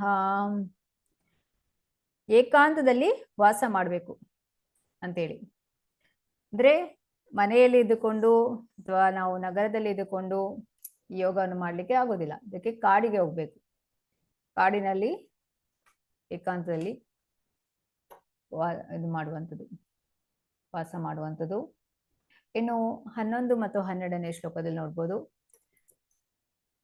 ಶುಚೋ ದೇಶೆ ಹೇಳಿದ್ರೆ ಶುದ್ಧವಾದಂತ ಜಾಗವನ್ನು ಇದಕ್ಕೆ ಹುಡುಕಿಕೊಳ್ಳುವಂಥದ್ದು. ಪುಣ್ಯಕ್ಷೇತ್ರಗಳಲ್ಲಿ, ತೀರ್ಥಕ್ಷೇತ್ರಗಳಲ್ಲಿ ತಪಸ್ಸನ್ನು ಮಾಡುವಂಥದ್ದು.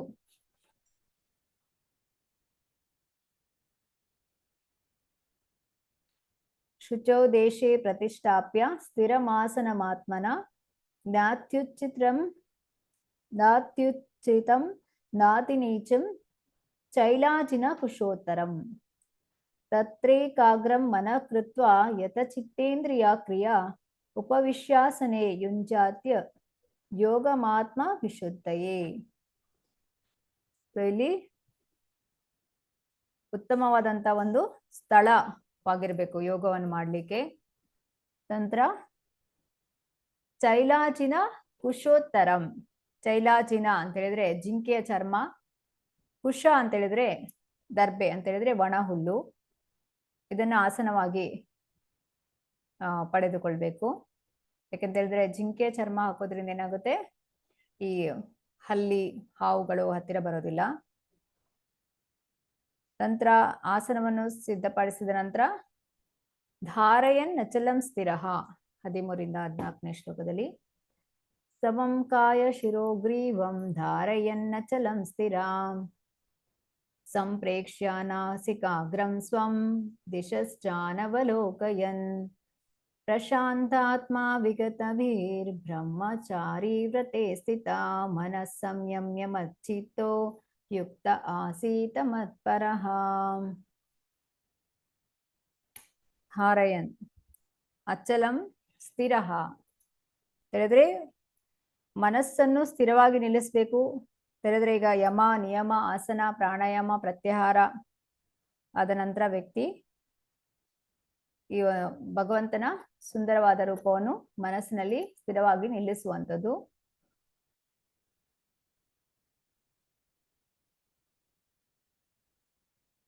ನಂತರ ವಿಗತ ಬಿಹಿ ಅಂದ್ರೆ ಭಯರಹಿತನಾಗಿ. ಈಗ ಕಾಡಿನಲ್ಲಿ ತಪಸ್ಸನ್ನು ಮಾಡೋದು ಅಂತ ಹೇಳಿದ್ರೆ ಅಲ್ಲಿ ಕಾಡು ಪ್ರಾಣಿಗಳ ಒಂದು ಗರ್ಜನೆ ಕೇಳ್ತಾ ಇರ್ತದೆ. ಹುಲಿ ಸಿಂಹಗಳ ಗರ್ಜನೆ ಕೇಳಿ ಅಲ್ಲಿಂದ ಓಡಿ ಹೋಗ್ಬಾರ್ದು. ಸ್ಥಿರವಾಗಿ ಕುಳಿತುಕೊಂಡು ತಪಸ್ಸನ್ನು ಮಾಡುವಂಥದ್ದು, ಧೈರ್ಯವಾಗಿ ಕುಳಿತುಕೊಂಡು ಅಭ್ಯಾಸ ಮಾಡುವಂಥದ್ದು. ಇನ್ನು ಬ್ರಹ್ಮಚಾರಿ ವ್ರತೆ, ಬ್ರಹ್ಮಚರ್ಯ ವ್ರತದಲ್ಲಿ ಹೇಳಿದ್ರೆ ಇಂದ್ರಿಯ ಭೋಗವನ್ನು ಮಾಡುವಂಥದ್ದಲ್ಲ. ಪ್ರಶಾಂತ, ಅನುದ್ವಿಗ್ನವಾದ, ಉದ್ರೇಕಗೊಳ್ಳದೆ ಹೇಳಿದ್ರೆ ಶಾಂತ ಮನಸ್ಸಿನಿಂದ, ಪ್ರಶಾಂತ ಮನಸ್ಸನ್ನು ಶಾಂತವಾಗಿಟ್ಕೊಂಡು ಭಗವಂತ ಕೃಷ್ಣನ ಮೇಲೆ ಧ್ಯಾನ ಮಾಡುವಂಥದ್ದು. ಮಚ್ಚಿತ್ತು, ಕೃಷ್ಣನ ಮೇಲೆ ಮನಸ್ಸನ್ನು ಕೇಂದ್ರೀಕರಿಸುವಂಥದ್ದು. ಇನ್ನು ನಿರ್ವಾಣ ಪರಮಾಂ, ಭೌತಿಕ ಅಸ್ತಿತ್ವದ ನಿಲುಗಡೆಯನ್ನು ನಿಲ್ಲಿಸುವಂಥದ್ದು. ಇದು 15ನೇ ಶ್ಲೋಕದಲ್ಲಿ ನೋಡ್ಬೋದು. ಯುಂಜನ್ನೇವಂ ಸದಾತ್ಮಾನಂ ಯೋಗಿ ನಿಯತಮಾನಸ ಶಾಂತಿಂ ನಿರ್ವಾಣ ಪರಮಾಂ ಮತ್ಸಂಸ್ಥಾ ಮದಿಗಚ್ಚತಿ.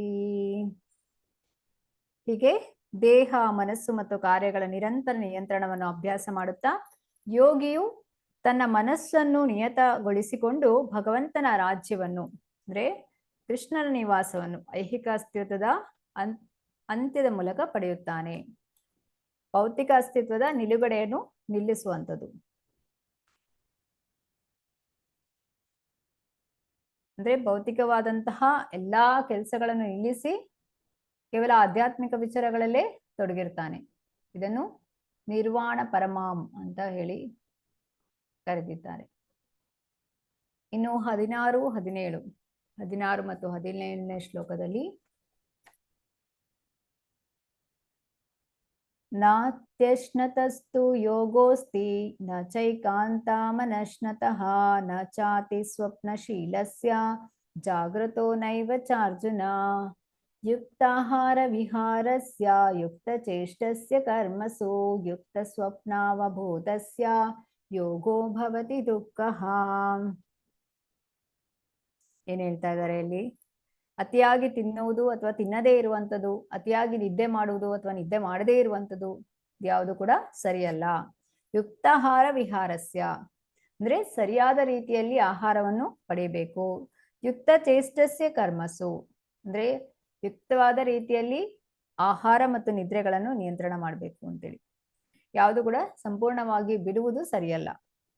ಸೊ ಇದು ಅಷ್ಟಾಂಗ ಯೋಗವನ್ನು ಅಭ್ಯಾಸ ಮಾಡುವ ಬೇರೆ ಬೇರೆ ಹಂತಗಳು.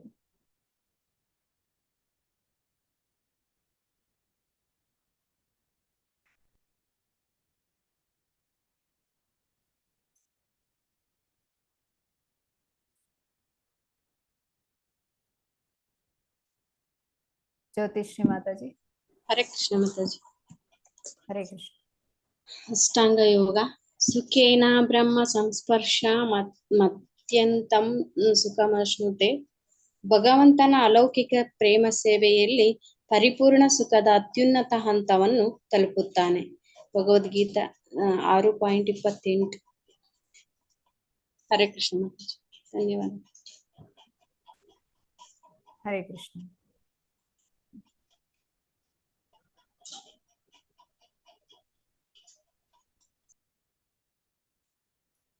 ಸೊ ಇಲ್ಲಿ ನಾವು ತಿಳಿಬೇಕಾಗಿರೋದು ಏನಂತ ಹೇಳಿದ್ರೆ, ಸೊ ಈ 5ನೇ ಅಧ್ಯಾಯವು ಪ್ರಮುಖವಾಗಿ ನಮಗೆ ನಿಷ್ಕಾಮ ಕರ್ಮದ ಯೋಗದ ಬಗ್ಗೆ ಹೇಳುತ್ತೆ. ಸೊ ಅಂತ ಹೇಳಿದ್ರೆ ಕರ್ಮ ಯೋಗದಲ್ಲಿ ಪ್ರಗತಿಯನ್ನು ಸಾಧಿಸಿದಂತ ವ್ಯಕ್ತಿ ಅಷ್ಟಾಂಗ ಯೋಗ ಸಾಧಿಸ್ಬೇಕಂತ ಹೇಳಿದ್ರೆ ಅವ್ರು ನಿಷ್ಕಾಮ ಕರ್ಮ ಯೋಗ ಮಾಡಿರ್ಬೇಕು. ನಿಷ್ಕಾಮ ಕರ್ಮ ಯೋಗದಲ್ಲಿ ಪ್ರಗತಿಯನ್ನು ಸಾಧಿಸಬೇಕು. ನಿಷ್ಕಾಮ ಕರ್ಮ ಯೋಗ ಮಾಡದೇನೆ ಅಷ್ಟಾಂಗ ಯೋಗ ಮಾಡ್ಲಿಕ್ಕೆ ಸಾಧಿಸ್ಲಿಕ್ಕೆ ಆಗೋದಿಲ್ಲ ಅಂತ ಹೇಳಿ ಇಲ್ಲಿ ತಿಳಿಯುವಂಥದ್ದು.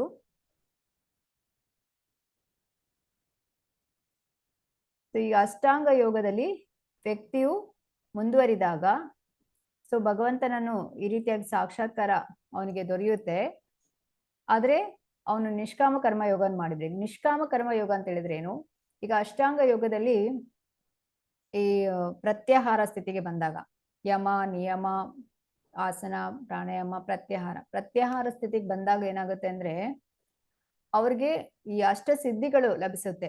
ಯಾವ್ದೆಲ್ಲ? ಅದು ಅಣಿಮ ಮಹಿಮ ಪ್ರಾಪ್ತಿ ಪ್ರಾಕ್ಯಾಮ ಈಶಿತ ವಶಿತ, ಹೀಗೆ ಅಷ್ಟ ಸಿದ್ಧಿಗಳು ಅವರಿಗೆ ಸಿಕ್ಕಿದ್ಮೇಲೆ ಅವರಿಗೆ ಯಾವುದು ಎಲ್ಲವೂ ಕೂಡ ದೊರಕ್ತದೆ.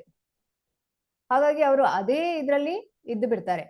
ಎಲ್ಲವೂ ಸಿಕ್ಕಿದೆ ಅಂತ ಹೇಳಿ ಅವ್ರು ಏನ್ ಮಾಡ್ತಾರೆ, ಆ ಒಂದು ವಿಚಾರಗಳನ್ನೇ ಜನರಿಗೆ ಹೇಳ್ತಾ ಅಲ್ಲಿ ಅವರು ಇದ್ದು ಬಿಡ್ತಾರೆ. ಅಂದ್ರೆ ಅವರು ಯೋಗದಲ್ಲಿ ಪರಿಪೂರ್ಣತೆಯನ್ನು ಪಡೆಯೋದಿಲ್ಲ. ಅವರು ಅಷ್ಟಕ್ಕೆ ಅವರು ತೃಪ್ತಿ ಹೊಂದು ಬಿಡ್ತಾರೆ.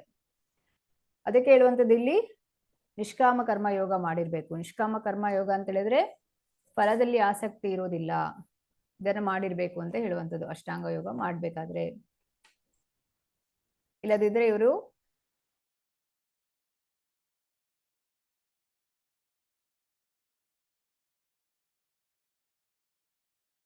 ಪ್ರಸಿದ್ಧಿಯನ್ನು ಪಡೆಯುವಂಥದ್ದು, ಜನರಿಗೆ ಒಂದು ಚಮತ್ಕಾರವನ್ನು ಮಾಡ್ತಾ. ಸೊ ಇದರಿಂದ ಏನಾಗುತ್ತೆ ಅವರು ಯೋಗದಲ್ಲಿ ಪರಿಪೂರ್ಣತೆಯನ್ನು ಪಡಿಲಿಕ್ಕೆ ಸಾಧ್ಯ ಇಲ್ಲ. ಹಾಗಾಗಿ ಇಲ್ಲಿ ಹೇಳುವಂಥದ್ದು ಈ ಒಂದು ಅಷ್ಟಾಂಗ ಯೋಗ ಮಾಡ್ಲಿಕ್ಕೆ ಇದು ಈ ಕಲಿಯುಗದಲ್ಲಿ ಸಾಧ್ಯ ಇಲ್ಲ, ಇದು ತುಂಬಾ ಕಷ್ಟಕರವಾದದ್ದು ಅಂತ ಹೇಳಿ. ಇದನ್ನ ಮಾಡ್ಬೇಕಂತ ಹೇಳಿದ್ರೆ ಹಲವು ಜನ್ಮಗಳೇ ಬೇಕಾಗ್ತದೆ ಅಂತ ಹೇಳಿ.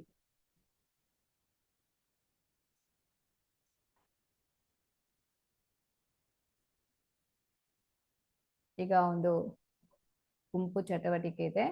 ನೀವು 6ನೇ ಅಧ್ಯಾಯದ 33 ಮತ್ತು 34ನೇ ಶ್ಲೋಕವನ್ನು ಓದಿ.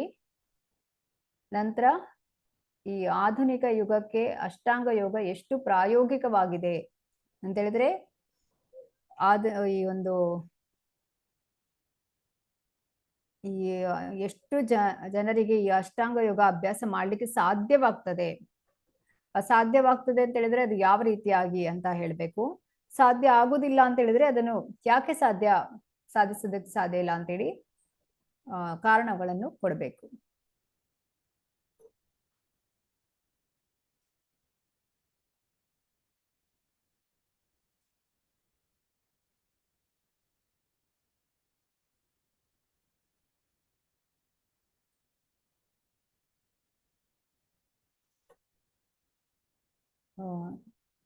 ಈಗ ನಾವಿಲ್ಲಿ 27 ಅಂದ್ರೆ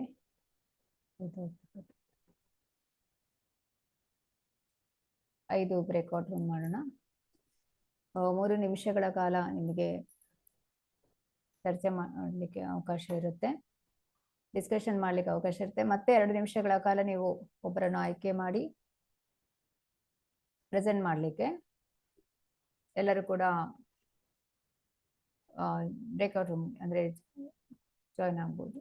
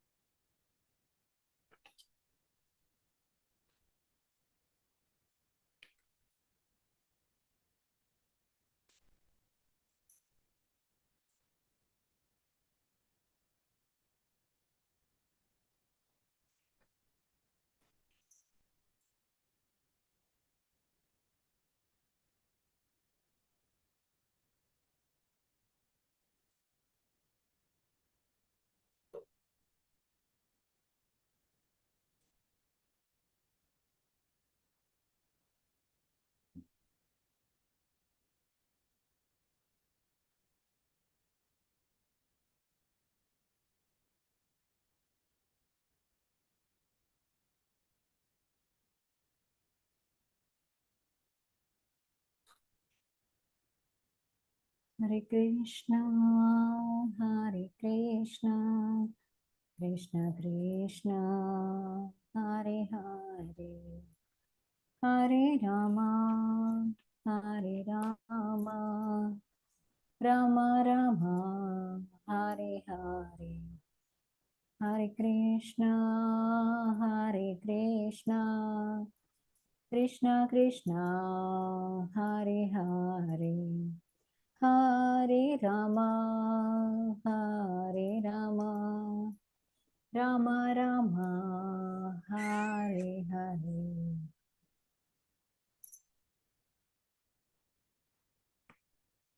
Hare Krishna,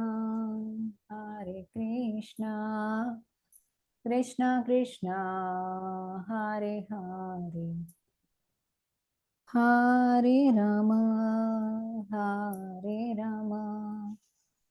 Rama Rama, Hare Hare, Hare Krishna, Krishna Krishna, Hare Hare, Hare Rama, Rama Rama, Hare Hare, Hare Krishna, Krishna Krishna, Hare Hare, Hare Rama, Rama Rama, Hare Hare, Hare Krishna, Krishna Krishna, Hare Hare, Hare Rama, Rama Rama, Hare Hare, Hare Krishna,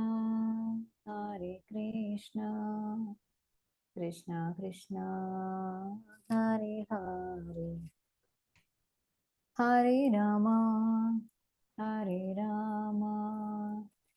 Rama Rama, Hare Hare.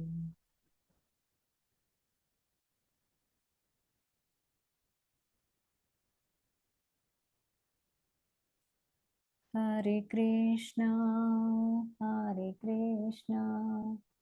Krishna Krishna, Hare Hare, Hare Rama, Rama Rama, Hare Hare.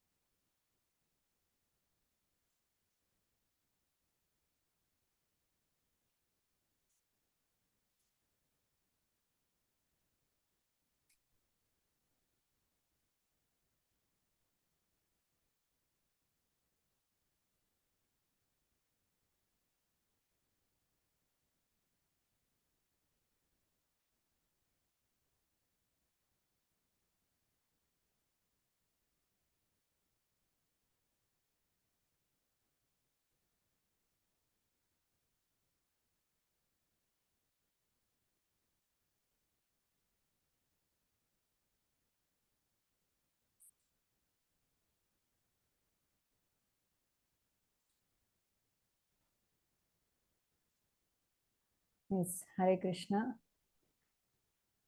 Shobha Mataji attendance link share ಮಾಡ್ತೀರಾ?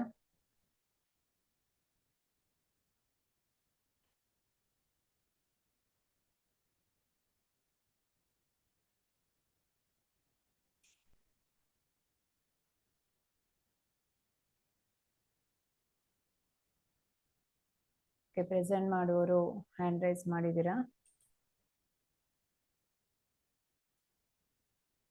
ಹರೇ ಕೃಷ್ಣ. ಜ್ಯೋತಿಶ್ರೀ ಮಾತಾಜಿ. ಹರೇ ಕೃಷ್ಣ ಮಾತಾಜಿ, ಪ್ರಣಾಮ್. ಪ್ರಣಾಮ್. ಈ ಅಷ್ಟಾಂಗ ಯೋಗ ಈ ಆಧುನಿಕ ಯುಗಕ್ಕೆ ಸಾಧ್ಯ ಇಲ್ಲ ಅಂತ ನನ್ನ ಅಭಿಪ್ರಾಯ ಮಾತಾಜಿ, ನಮ್ಮ ಎಲ್ಲರ ಅಭಿಪ್ರಾಯ. ನಿಮ್ ಗ್ರೂಪ್ ಅಲ್ಲಿ ಯಾರೆಲ್ಲ ಇದ್ರು? ಹರೇ ಕೃಷ್ಣ ಮಾತಾಜಿ. ರೂಮ್ ನಂಬರ್ 3 ನಮ್ದು. ಮಂಜುಳಾ ಮಾತಾಜಿ, ಲಾವಣ್ಯ ಮಾತಾಜಿ, ಮಾಲಾಶ್ರೀ ಮಾತಾಜಿ, ಸುನೀತಾ ಮಾತಾಜಿ ಮತ್ತು ನಾನು 5 ಜನ ಇದ್ವಿ ಮಾತಾಜಿ. ಸರಿ ಹೇಳಿ.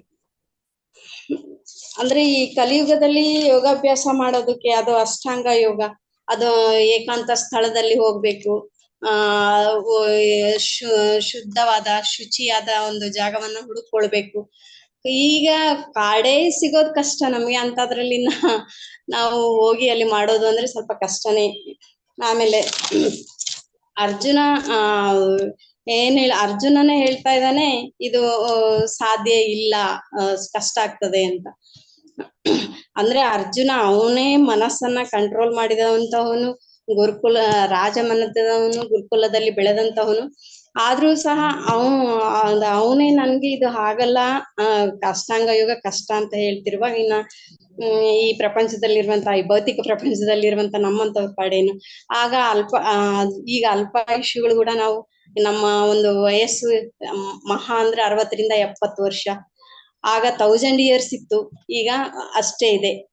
100 yearsಗೆ ಮ್ಯಾಕ್ಸಿಮಮ್ ಅಂದ್ರೆ 100 yearsಗೆ ಬಂದಿದೆ. ಅದು ಹಾಗಾಗಿ ಇದು ಸಾಧ್ಯ ಇಲ್ಲ ಅಂತ ನನ್ನ ಒಂದು ಭಾವನೆ ಮಾತಾಜಿ. ನಮ್ಮೆಲ್ಲರ ನಮ್ಮ ಗ್ರೂಪ್ ನಲ್ಲಿ ಹೇಳಿದಂಥದ್ದು. ಅದಕ್ಕಾಗಿ ನಾವು ಏನ್ ಮಾಡ್ಬೇಕು, ಈ ಮನಸ್ಸನ್ನ ಕಂಟ್ರೋಲ್ ನಲ್ಲಿ ತರಬೇಕು. ಮನಸ್ಸನ್ನ ಕಂಟ್ರೋಲ್ ನಲ್ಲಿ ತರಬೇಕು ಅಂದ್ರೆ ನಾವು ಕೃಷ್ಣ ಪ್ರಜ್ಞೆನಲ್ಲಿ ಇರ್ಬೇಕು.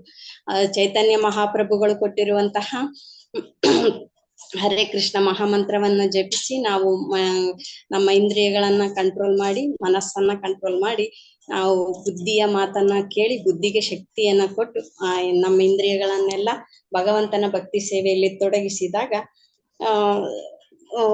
ಈ ಒಂದು ಕಲಿಯುಗದಲ್ಲಿ ನಾವು ಸ್ವಲ್ಪ ಆಧ್ಯಾತ್ಮಿಕ ಜೀವನದಲ್ಲಿ ಮುಂದೆ ಹೋಗ್ಲಿಕ್ಕೆ ಸಾಧ್ಯ ಇದೆ ಅಂತ ಮಾತಾಜಿ. ಹರೇ ಕೃಷ್ಣ. ಹರೇ ಕೃಷ್ಣ. ಧನ್ಯವಾದಗಳು. ಧನ್ಯವಾದಗಳು ಮಾತಾಜಿ.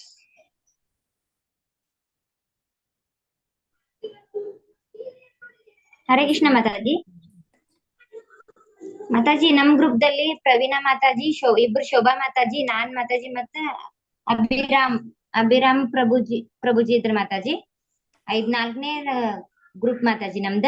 ಇಲ್ಲಿ ನಾವು ಗಾಳಿಯನ್ನು ತಡಿಬಹುದು ಎಲ್ಲಾರು ಹೇಳಿದ್ ಮಾತಾಜಿ. ಗಾಳಿಯನ್ನು ತಡಿಬಹುದಾದ್ರೆ ಮನಸ್ಸನ್ನ ನಿಯಂತ್ರಣ ತಡಿಲಿಕ್ಕೆ ಆಗೋದಿಲ್ಲ ಅಂತ ಹೇಳಿದ್ರು ಮಾತಾಜಿ. ಮತ್ತೆ ಅರ್ಜುನನು 5,000 ವರ್ಷ ಹಿಂದೆ ಅವ್ರಿಗೆ ಅದಂತ ನಿಯಂತ್ರಿಸ್ಲಿಕ್ಕೆ ಆಗ್ಲಿಲ್ಲ ಅಂತ ಹೇಳ್ತಾ ಇದ್ದಾರೆ ಮಾತಾಜಿ. ಮತ್ ಕಲಿಯುಗದಲ್ಲಿ ಮಾನವನ ಆಯುಷ್ಯ ಕಮ್ಮಿ ಇರೋದ್ರಿಂದ ಆದ ನಿಯಮಗಳನ್ನು ಪಾಲಿಸ್ಲಿಕ್ಕೆ ಆಗೋದಿಲ್ಲ. ಆದ್ರೆ ಅರ್ಜುನನಿಗೆ ಆಗ್ಲಿಲ್ಲ ಅಂತ ಕೃಷ್ಣನೇ ಒಪ್ಕೋತಾ ಇದ್ದಾರೆ ಮಾತಾಜಿ. ಆಮೇಲೆ 4 ನಿಯಂತ್ರಣ ತತ್ವಗಳನ್ನು ಮತ್ತೆ ಜಪ ಮಾಡೋದು, ಸಂಕೀರ್ತನೆ ಮಾಡುವುದರಿಂದ ನಮ್ಮ ಮನಸ್ಸನ್ನು ನಿಯಂತ್ರಿಸಿ ಕೃಷ್ಣ ಪ್ರಜ್ಞೆಯಲ್ಲಿ ನಾವು ಮನಸ್ಸನ್ನು ಮಾಡ್ಬೋದು, ನಿಯಂತ್ರಣ ಮಾಡ್ಬೋದು ಮಾತಾಜಿ. ಮತ್ತ ನಮ್ಮ ಇಂದ್ರಿಯಗಳನ್ನು ನಮ್ ಬಿಳಿ ಕುದುರೆಗಳಿಗೆ ಹೋಲಿಸ್ತಾರೆ ಮಾತಾಜಿ. ಹರೇ ಕೃಷ್ಣ ಮಾತಾಜಿ. ಹರೇ ಕೃಷ್ಣ. ಧನ್ಯವಾದ. ಹರೇ ಕೃಷ್ಣ ಮಾತಾಜಿ. ಹರೇ ಕೃಷ್ಣ. ಧನ್ಯವಾದಗಳು. ಎಸ್, ಧನ್ಯವಾದಗಳು ಮಾತಾಜಿ.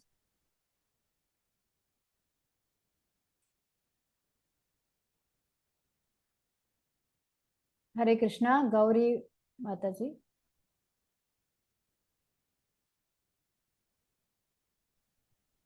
ಹರೇ ಕೃಷ್ಣ ಮಾತಾಜಿ. ಜಯಲಕ್ಷ್ಮಿ ಮಾತಾಜಿ. ನಮ್ಮ ಇದ್ರಲ್ಲಿ ಗ್ರೂಪ್ ಅಲ್ಲಿ ಭವ್ಯ ಮಾತಾಜಿ, ಜಯಲಕ್ಷ್ಮಿ ಆಚಾರ್ಯ ಮಾತಾಜಿ, ಪಲ್ಲವಿ ಮಾತಾಜಿ, KR ಅಂತ ಹಾಕಿದ್ದಾರೆ, ಗೊತ್ತಿಲ್ಲ ಮಾತಾಜಿ ಅವ್ರು ಯಾರಂತ, ಮಥುರಾ ಮಾತಾಜಿ. ನಾವಿಷ್ಟು ಜನ ಇದ್ದಿದ್ದು. ಸೊ ನಾವೇನ್ ಡಿಸ್ಕಸ್ ಮಾಡಿದ್ವಿ ಅಂತಂದ್ರೆ, ಅಷ್ಟಾಂಗ ಯೋಗ ಈ ಆಧುನಿಕ ಯುಗದಲ್ಲಿ ಸಾಧ್ಯ ಇಲ್ಲ. ಯಾಕೆಂದ್ರೆ ನಾವು ಅಲ್ಪಾಯುಷಿಗಳು ಮತ್ತೆ ಒಂದು ಪರಂಪರೆಯಿಂದ, ಅದೊಂದು ಕರೆಕ್ಟ್ ಗುರುವಿನ ಮಾರ್ಗದರ್ಶನದಿಂದ ಆಗ್ಬೇಕು. ಆತರ ಒಂದು ಯಾವ ಗುರುವಿನ ಮಾರ್ಗದರ್ಶನ ಸಿಗ್ತಾ ಇಲ್ಲ. ಮನಸ್ಸು ತುಂಬಾ ಚಂಚಲವಾದದ್ದು, ಹಠಮಾರಿಯಾದದ್ದು, ಮತ್ತೆ ಏಕಾಂತವಾದ ಪ್ಲೇಸಿಗೆ ಹೋಗ್ಬೇಕು. ಇದೆಲ್ಲವೂ ಕನ್ಸಿಡರ್ ಮಾಡಿದಾಗ ಯಾವಾಗ ಅರ್ಜುನನೇ ಹೇಳ್ತಾರೆ, ನಾನು ವಾಯುವನ್ನು ಬೇಕಾದ್ರೆ ಹಿಡಿತದಲ್ಲಿ ಇಟ್ಕೋಬಹುದು, ಮನಸ್ಸು ಇಟ್ಕೊಳ್ಳೋದು ತುಂಬಾ ತುಂಬಾ ತುಂಬಾ ಡಿಫಿಕಲ್ಟ್ ಅಂತ ಹೇಳ್ತಾ ಇದ್ದಾರೆ. ನಾವು ತುಂಬಾ ಸಾಧಾರಣ ಅಂತಹ ಯೋಧರಿಗೆ ಕಂಪೇರ್ ಮಾಡಿದಾಗ ನಾವು ಏನು ಇಲ್ಲವೇ ಇಲ್ಲ. ಸೊ ಅದಕ್ಕಾಗಿ ಇದು ಅಷ್ಟಾಂಗ ಯೋಗ ಪದ್ಧತಿಯಾಗ್ಲಿ, ಯಾವುದೇ ಯೋಗ ಪದ್ಧತಿಯಿಂದ ಭಗವಂತನ ಕನೆಕ್ಟ್ ಆಗ್ಬೇಕು ಅಂತಂದ್ರೆ ಅದು ಸರಳವಾಗಿ ಆಗೋದಂದ್ರೆ ಭಕ್ತಿ ಯೋಗ ಮಾತ್ರ ಮಾತಾಜಿ. ಹರೇ ಕೃಷ್ಣ ಮಾತಾಜಿ. ಎಸ್, ಹರೇ ಕೃಷ್ಣ ಮಾತಾಜಿ. ಧನ್ಯವಾದ.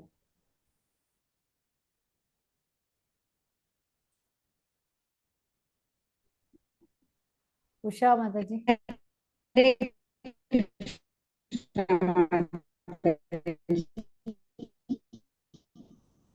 ನೆಟ್ವರ್ಕ್ ಪ್ರಾಬ್ಲಮ್ ಇದೆ ನಿಮ್ದು. ಹರೇ ಕೃಷ್ಣ ಹಾ ಹೇಳಿ. ಮಾತಾಜಿ. ಹರೇ ಕೃಷ್ಣ ಮಾತಾಜಿ. ನಮ್ದು ರೂಮ್ ನಂಬರ್ 5 ಲತಾಜಿ. ಪ್ರಭುಜಿ ಮಾತಾಜಿ ಕೇಳಿಸ್ತಾ ಇದೆಯಾ? ಕೇಳಿಸ್ತಾ ಇದೆ, ಹೇಳಿ.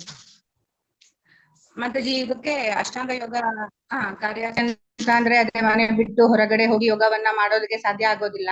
ಮತ್ತೆ ಈಗ ಒಂದು ಅಲ್ಪಾಯುಷ್ಯ ಇರೋದ್ರಿಂದ ಅಂದ್ರೆ ಒಂದು ಆಯುಷ್ಯ ಕಡಿಮೆ ಇರೋದ್ರಿಂದ ಆ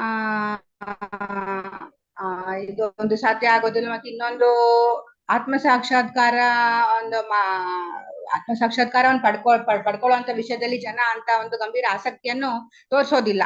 ಮತ್ತೆ ಈ ಜೀವನ, ಈ ವಿಧಾನ, ಆಸನ, ರೀತಿ, ಮತ್ತೆ ಸ್ಥಳದ ಆಯ್ಕೆ, ಮತ್ತೆ ಈ ಚಟುವಟಿಕೆಗಳ ಬಗ್ಗೆ, ಐಕ ಚಟುವಟಿಕೆಗಳ ಬಗ್ಗೆ ಮನಸ್ಸು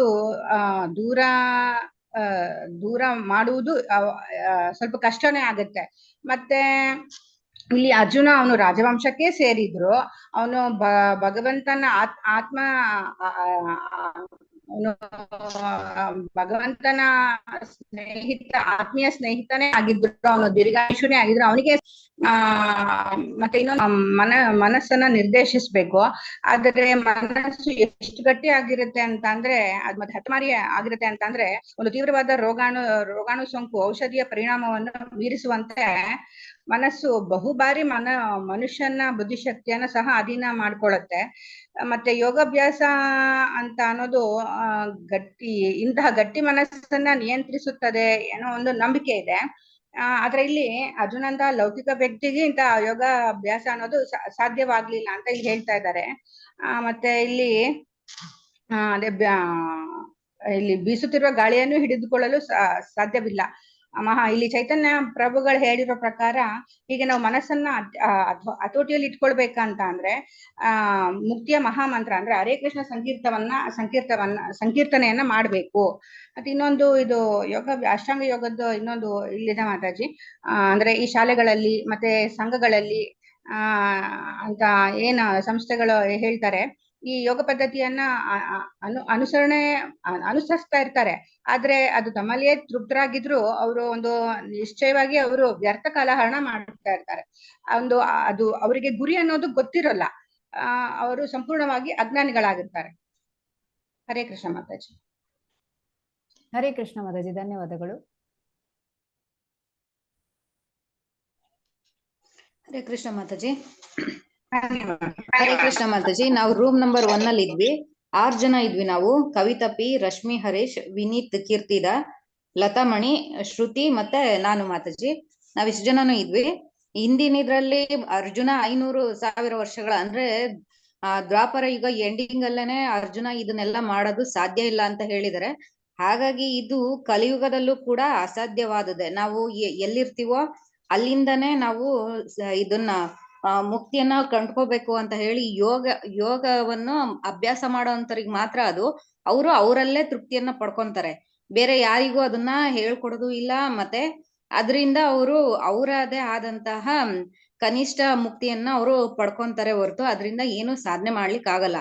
ನಾವು ಕೃಷ್ಣ ಭಕ್ತಿಗೆ ಬಂದ್ಮೇಲೆ ಮತ್ತೆ ಕೃಷ್ಣನನ್ನು ನಾವು ಪರಮಾತ್ಮನಾಗಿ ಪರಮ ಪ್ರಭು ಅಂತ ಹೇಳಿ ಸ್ವೀಕರಿಸಿ ನಮ್ಮ ಇಂದ್ರಿಯಗಳನ್ನ ಋಷಿಕೇಶನಿಗೆ ನಾವು ಯಾವಾಗ ಸಮರ್ಪಿಸಿ ನಾವು ಆ ಯೋಗವನ್ನ ನಾವು ಮಾಡ್ಕೊಂತೀವಿ ಅಂದ್ರೆ ನಿಯಮಗಳನ್ನ ಪಾಲನೆ ಮಾಡ್ತಾ ಭಗವಂತನಲ್ಲಿ ಶರಣಾಗತಿಯನ್ನು ಪಡೆದು ನಾವು ಚೈತನ್ಯ ಮಹಾಪ್ರಭುಗಳು ಕೊಟ್ಟಿರ್ತಕ್ಕಂತಹ ಸಂಕೀರ್ತನ ಮಹಾಯಜ್ಞವನ್ನು ಮಾಡೋದ್ರ ಮುಖಾಂತರ ನಾವು ನಮ್ಮ ಮನಸ್ಸನ್ನ ನಿಯಂತ್ರಣಕ್ಕೆ ತರಬಹುದು ಮಾತಾಜಿ. ಹರೇ ಕೃಷ್ಣ ಮಾತಾಜಿ. ಹರೇ ಕೃಷ್ಣ ಮಾತಾಜಿ, ಧನ್ಯವಾದಗಳು.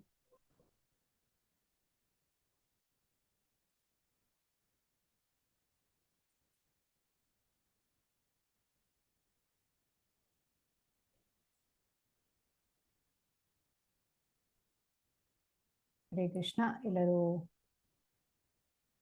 ಹೇಳಿದ್ರಿ ನಿಮ್ಮ ಅಭಿಪ್ರಾಯ.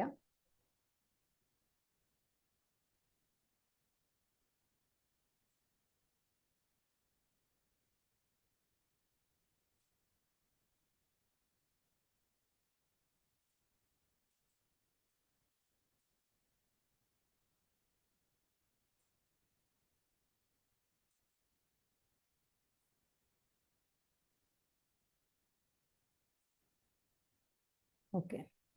ಸೊ ಇಲ್ಲಿ ಈಗ ಕೆಲವರಿಗೆ ಅನ್ನಿಸ್ಬೋದು ಅಷ್ಟಾಂಗ ಯೋಗ ವಿಚಾರವನ್ನು ಅಂಗಗಳನ್ನು ನೋಡುವಾಗ ಕೆಲವೊಂದು ಹಂತಗಳನ್ನು ಮಾಡ್ಬೋದು ಅಂತೇಳಿ, ಅಭ್ಯಾಸ ಮಾಡ್ಬೋದು ಅಂತೇಳಿ ಹೇಳಿದ್ರೆ, ಅದನ್ನು ಮಾಡೋದ್ರಿಂದ ಆ ಒಂದು ಅಷ್ಟಾಂಗ ಯೋಗದ ಒಂದು ಗುರಿ ಏನಿದೆ ಅದನ್ನು ತಲುಪಲಿಕ್ಕೆ ಸಾಧ್ಯ ಇಲ್ಲ. ಇದನ್ನ ನಾವು ಅರ್ಥ ಮಾಡ್ಕೊಳ್ಬೇಕು. ಇದು ಹೇಗೆ ಅಂತ ಹೇಳಿದ್ರೆ, ಇದನ್ನ ಯೋಗ ಮಿಶ್ರಿತ ಭಕ್ತಿ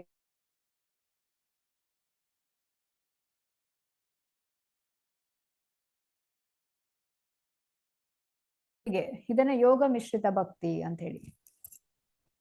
ಅಂದ್ರೆ ಇದು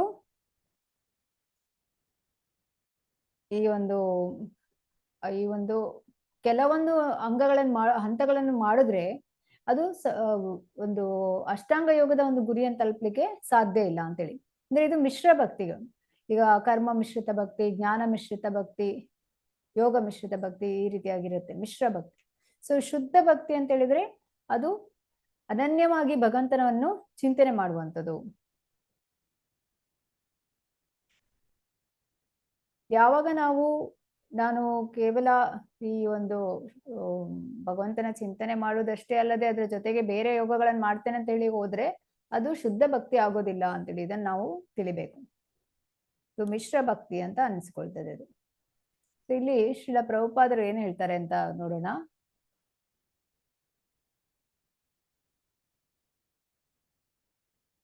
ಓದೋರು ಹ್ಯಾಂಡ್ ರೈಸ್ ಮಾಡಿ.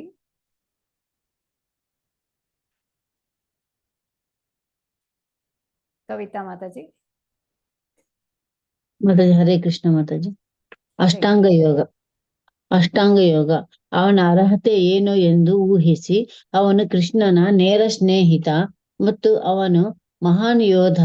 ಅವನು ಆಡಳಿತಾತ್ಮಕ ಸಾಮರ್ಥ್ಯವನ್ನು ಹೊಂದಿದ್ದಾರೆ ಮತ್ತು ಅದೇ ಸಮಯದಲ್ಲಿ ಅವರ ಜ್ಞಾನವನ್ನು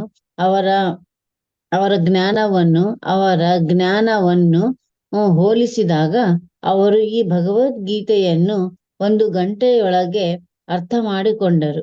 ಪ್ರಸ್ತುತ ಕ್ಷಣದಲ್ಲಿ 1 ಜನ್ಮದಲ್ಲಿ ಅರ್ಥವಾಗದ ಈ ಭಗವದ್ಗೀತೆಯನ್ನು ಅವರು 1 ಗಂಟೆಯಲ್ಲಿ ಈ ಭಗವದ್ಗೀತೆಯನ್ನು ಅರ್ಥ ಮಾಡಿಕೊಂಡವರು.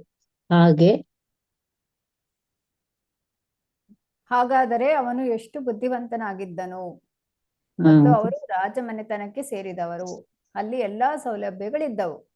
ಸೊ ಇಲ್ಲಿ ಅರ್ಜುನನ ವಿಚಾರವಾಗಿ ಹೇಳುವಂಥದ್ದು ಏನಂತೇಳಿ, ಅರ್ಜುನನಿಗೆ ಭಗವದ್ಗೀತೆ 1 ಗಂಟೆಯಲ್ಲಿ ಅರ್ಥ ಮಾಡ್ಲಿಕ್ಕೆ ಸಾಧ್ಯ ಆಯ್ತು. ಹಾಗಾಗಿ ಅವನು ಯುದ್ಧ ಮಾಡ್ಲಿಕ್ಕೆ ತಯಾರಾದ.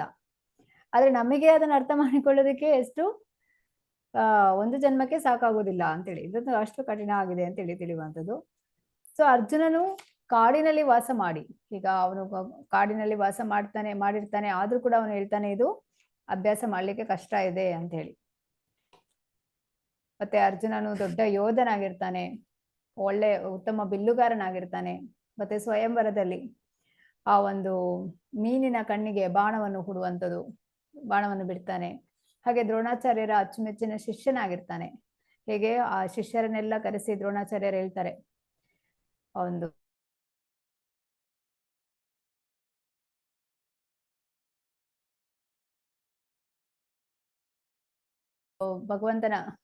ಅರ್ಜುನ ಭಗವಂತನ ನಿತ್ಯ ಸಂಗಾತಿ ಆಗಿರ್ತಾನೆ ಅಂತ ಅರ್ಜುನನೇ ಹೇಳ್ತಾನೆ ಈ ಒಂದು ಅಷ್ಟಾಂಗ ಯೋಗ ಮಾಡ್ಲಿಕ್ಕೆ ಕಷ್ಟ ಇದೆ ಇದು ಅಂತ ಹೇಳಿ.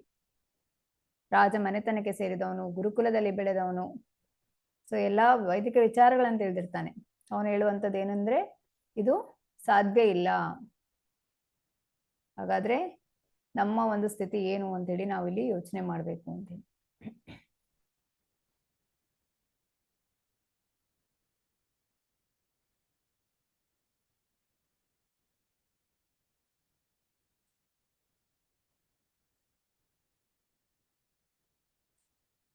ಪ್ರವೀಣ ಮಾತಾಜಿ, ಹರೇ ಕೃಷ್ಣ.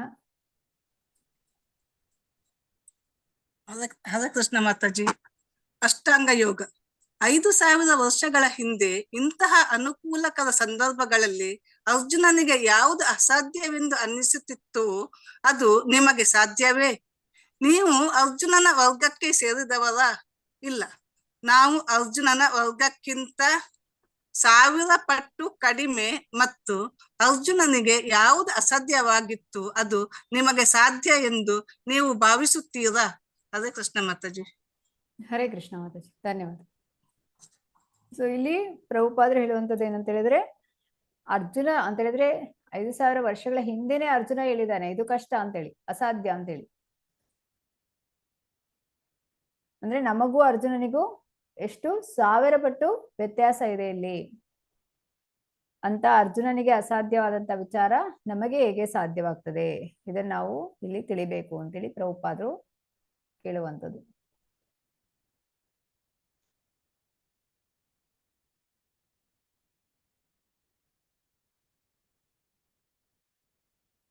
ಪ್ರಭುಪಾದರ ಮನಸ್ಥಿತಿ ಮತ್ತು ಧ್ಯೇಯ. ಶ್ರೀಲ ಪ್ರಭುಪಾದರ ಭಾವಾರ್ಥಗಳಿಂದ 6ನೇ ಅಧ್ಯಾಯದ 32ನೇ ಶ್ಲೋಕ ಮತ್ತು 3ನೇ ಅಧ್ಯಾಯದ 29ನೇ ಶ್ಲೋಕ ಅವರ ಮನಸ್ಥಿತಿ ಮತ್ತು ಧ್ಯೇಯ ತತ್ವಗಳನ್ನು ಪ್ರತಿಬಿಂಬಿಸುವ ಹೇಳಿಕೆಗಳನ್ನು ಆಯ್ಕೆ ಮಾಡಿ. ನಮಗೆ ಪ್ರತ್ಯೇಕವಾಗಿ ಮತ್ತು ಇಸ್ಕಾನ್ಗಾಗಿ ಈ ತತ್ವಗಳ ಪ್ರಾಮುಖ್ಯತೆಯನ್ನು ಚರ್ಚಿಸಿ. ಸೊ ಇಲ್ಲಿ ಅಷ್ಟಾಂಗ ಯೋಗವನ್ನು ಅಭ್ಯಾಸ ಮಾಡುವುದರ ಮೂಲ ಧ್ಯೇಯ ಏನು ಅಂತೇಳಿ ನಾವು ಅರ್ಥ ಮಾಡಿಕೊಳ್ಬಹುದು. ಇದು 6ನೇ ಅಧ್ಯಾಯದ 32ನೇ ಶ್ಲೋಕದಲ್ಲಿ.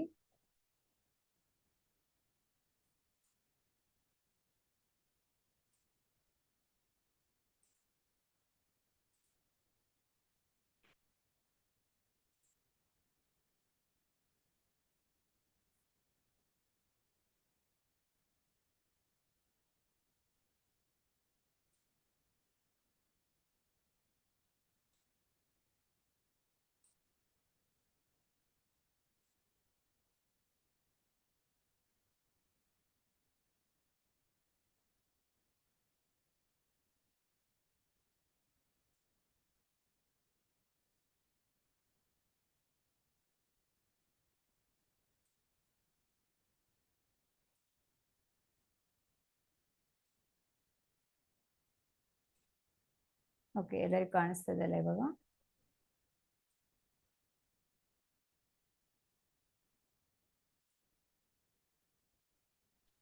ಹರೇ ಕೃಷ್ಣ. ಹರೇ ಕೃಷ್ಣ ಮಾತಾಜಿ. ಹರೇ ಕೃಷ್ಣ ಮಾತಾಜಿ. ಹರೇ ಕೃಷ್ಣ. ಹೌದು. ಶ್ಲೋಕ 32. ಆತ್ಮಪಮ್ಮೇನ ಸರ್ವತ್ರ ಸಮಃ ಪಶ್ಯತಿ ಯೋ ಅರ್ಜುನ ಸುಖಂ ವಾ ಯದಿವಂ ದುಃಖ ಸ ಯೋಗಿ ಪರಮೋ ಮತಃ. ಇದು ಭಾವಾರ್ಥ ಅನುವಾದ ಓದಿ ಮಾತಾಜಿ. ಓದಿ. ಭಾವಾರ್ಥ ಅದು ಅನುವಾದ ಓದ್ಲಿ ಮಾತಾಜಿ. ಅನುವಾದ ಓದಿ. ಅನುವಾದ. ಅರ್ಜುನ, ಎಲ್ಲ ಜೀವಿಗಳು ತನ್ನೊಡನೆ ಹೋಲಿಸಿಕೊಂಡು ಅವರ ಸುಖ ದುಃಖಗಳಲ್ಲಿ ನಿಜವಾಗಿಯೂ ಯಾರು ಸಮತ್ವವನ್ನು ಕಾಣುವ ಅವನೇ ಪರಿಪೂರ್ಣ ಯೋಗಿ. ಭಾವಾರ್ಥ ಪ್ರಭುಪಾದವರಿಂದ ಪ್ರಭುಪಾದವರಿಗೆ ವಿಜಯವಾಗಲಿ. ಕೃಷ್ಣ ಪ್ರಜ್ಞೆಯಲ್ಲಿ ಇರುವವನು ಪರಿಪೂರ್ಣ ಯೋಗಿ. ತನ್ನ ವೈಯಕ್ತಿಕ ಅನುಭವದಿಂದಾಗಿ ಅವನಿಗೆ ಪ್ರತಿಯೊಬ್ಬರ ಸುಖ ಮತ್ತು ದುಃಖದ ಅರಿವಿದೆ. ಜೀವಿಯ ಯಾತನೆಯ ಕಾರಣವೆಂದರೆ ಭಗವಂತನೊಡನೆ ತನ್ನ ಬಾಂಧವ್ಯವನ್ನು ಮರೆತಿರುವುದು. ಸುಖದ ಕಾರಣವೆಂದರೆ ಕೃಷ್ಣನೇ ಮನುಷ್ಯನ ಎಲ್ಲ ಚಟುವಟಿಕೆಗಳ ಪರಮ ಭಕ್ತರನು, ಎಲ್ಲ ಲೋಕಗಳ ಮತ್ತು ಗ್ರಹಗಳ ಒಡೆಯನು, ಎಲ್ಲ ಜೀವಿಗಳ ಅತ್ಯಂತ ಪ್ರಾಮಾಣಿಕ ಮಿತ್ರನು ಎನ್ನುವ ಅರಿವು ಇರುವುದು. ಐಹಿಕ ಪ್ರಕೃತಿಯ ತ್ರಿಗುಣಗಳಿಂದ ಬದ್ಧನಾದ ಜೀವಿಯು ಕೃಷ್ಣನೊಡನೆ ತನ್ನ ಬಾಂಧವ್ಯವನ್ನು ಮರೆತಿರುತ್ತಾನೆ. ಇದರಿಂದ ತ್ರಿವಿಧ ಐಹಿಕ ದುಃಖಗಳಿಗೆ ಗುರಿಯಾಗುತ್ತಾನೆ. ಈ ಸಂಗತಿಯನ್ನು ಪರಿಪೂರ್ಣ ಯೋಗಿಯು ತಿಳಿದಿರುತ್ತಾನೆ. ಕೃಷ್ಣ ಪ್ರಜ್ಞೆಯಲ್ಲಿರುವವನು ಸುಖವಾಗಿ ಇರುತ್ತಾನೆ.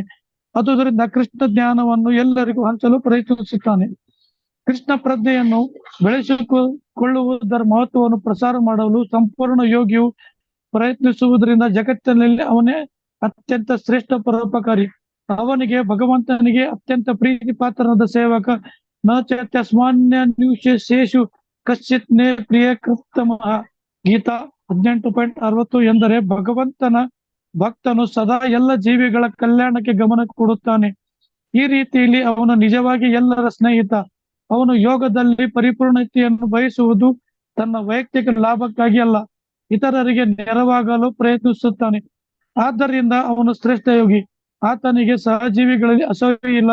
ಭಗವಂತನ ಪರಿಪೂರ್ಣ ಭಕ್ತರಿಗೆ ತನ್ನ ವೈಯಕ್ತಿಕ ಮೇಲ್ಮೆಯಲ್ಲಿ ಮಾತ್ರ ಆಸಕ್ತನಾದ ಯೋಗಿಗೂ ವ್ಯತ್ಯಾಸ ಇಲ್ಲಿದೆ. ಪರಿಪೂರ್ಣ ಧ್ಯಾನಕ್ಕಾಗಿ ಏಕಾಂತ ಸ್ಥಳಕ್ಕೆ ಹೊರಟು ಹೋದ ಯೋಗಿಯು ಪ್ರತಿಯೊಬ್ಬ ಮನುಷ್ಯನ ಮನಸ್ಸನ್ನು ಕೃಷ್ಣ ಪ್ರಜ್ಞೆಯತ್ತ ತಿರುಗಿಸಲು ತನ್ನಿಂದಾದಷ್ಟು ಶ್ರಮಿಸುವ ಭಕ್ತನಷ್ಟು ಪರಿಪೂರ್ಣನಾಗಿರುವುದಿಲ್ಲ ಬರಬಹುದು. ಹರೇ ಕೃಷ್ಣ ಮಾತಾಜಿ. ಹರೇ ಕೃಷ್ಣ ಪ್ರಭುಜಿ, ಧನ್ಯವಾದಗಳು. ಹರೇ ಕೃಷ್ಣ. ಇಲ್ಲಿ ಪ್ರತಿಯೊಬ್ಬರಲ್ಲೂ ಆ ಭಗವಂತನನ್ನು ಕಾಣುವುದು, ಮತ್ತು ಪ್ರತಿಯೊಂದು ಜೀವಿಯನ್ನು ತನ್ನಂತೆ ಕಾಣುವಂತಹ ವ್ಯಕ್ತಿ. ಸೊ ಎಲ್ಲರನ್ನು ಕೂಡ ಸಮಾನವಾಗಿ ಕಾಣುವಂತ ವ್ಯಕ್ತಿ, ಅವನೇ ನಿಜವಾದ ಯೋಗಿ ಅಂತ ಹೇಳುವಂಥದ್ದು. ಸೊ ಇದು ಅಷ್ಟಾಂಗ ಯೋಗ ಮಾಡುವುದರ ಮೂಲ ಧ್ಯೇಯ.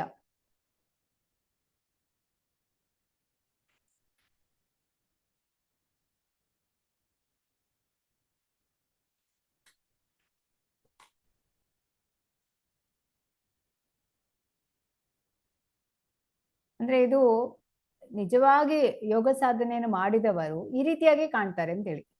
ಈಗಾಗಲೇ ಹೇಳಿದಾಗೆ ಇದು ಕಲಿಯುಗಕ್ಕೆ ಸಾಧ್ಯ ಇಲ್ಲ, ಇದು ಸತ್ಯಯುಗದಲ್ಲಿ ಆ ರೀತಿಯಾಗಿ ಮಾಡಿದ್ದಾರೆ. ಅಂದ್ರೆ ಈಗ ಸತ್ಯಯುಗದಲ್ಲಿ ಜೀವಿತಾವಧಿ ಕೂಡ ಅಷ್ಟೇ ಇತ್ತು, 1,00,000 ವರ್ಷ ಇತ್ತು. ಸೊ ಅಲ್ಲಿ 60,000 ವರ್ಷದಷ್ಟು ಈಗ ತಪಸ್ಸನ್ನು ಮಾಡಿ ಧ್ಯಾನವನ್ನು ಮಾಡಿ ಈ ರೀತಿಯಾಗಿ ಸಾಧನೆಯನ್ನು ಮಾಡ್ತಾ ಇದ್ರು. ಆದ್ರೆ ಆ ಒಂದು ನಿಜವಾದಂತ ಯೋಗ ಸಾಧನೆ ಮಾಡಿದಂತ ವ್ಯಕ್ತಿಯ ಲಕ್ಷಣಗಳು ಏನು ಅಂತ ಹೇಳಿದ್ರೆ, ಅಂದ್ರೆ ಪ್ರತಿಯೊಬ್ಬರಿಗೂ ಕೂಡ ಉತ್ತಮವಾದಂತಹ ಎಲ್ಲರ ಕಲ್ಯಾಣಕ್ಕಾಗಿ ಕೆಲಸವನ್ನು ಮಾಡುವಂಥದ್ದು, ಪ್ರತಿಯೊಬ್ಬರನ್ನು ಕೂಡ ಸಮಾನವಾಗಿ ಕಾಣುವಂಥದ್ದು, ಎಲ್ಲರ ಹೃದಯದಲ್ಲಿ ಕೂಡ ಭಗವಂತನಿದ್ದಾನೆ ಅಂತ ಗುರುತಿಸುವಂಥದ್ದು, ಶಕ್ತನಾಗಿರ್ತಾನೆ ಅಷ್ಟು.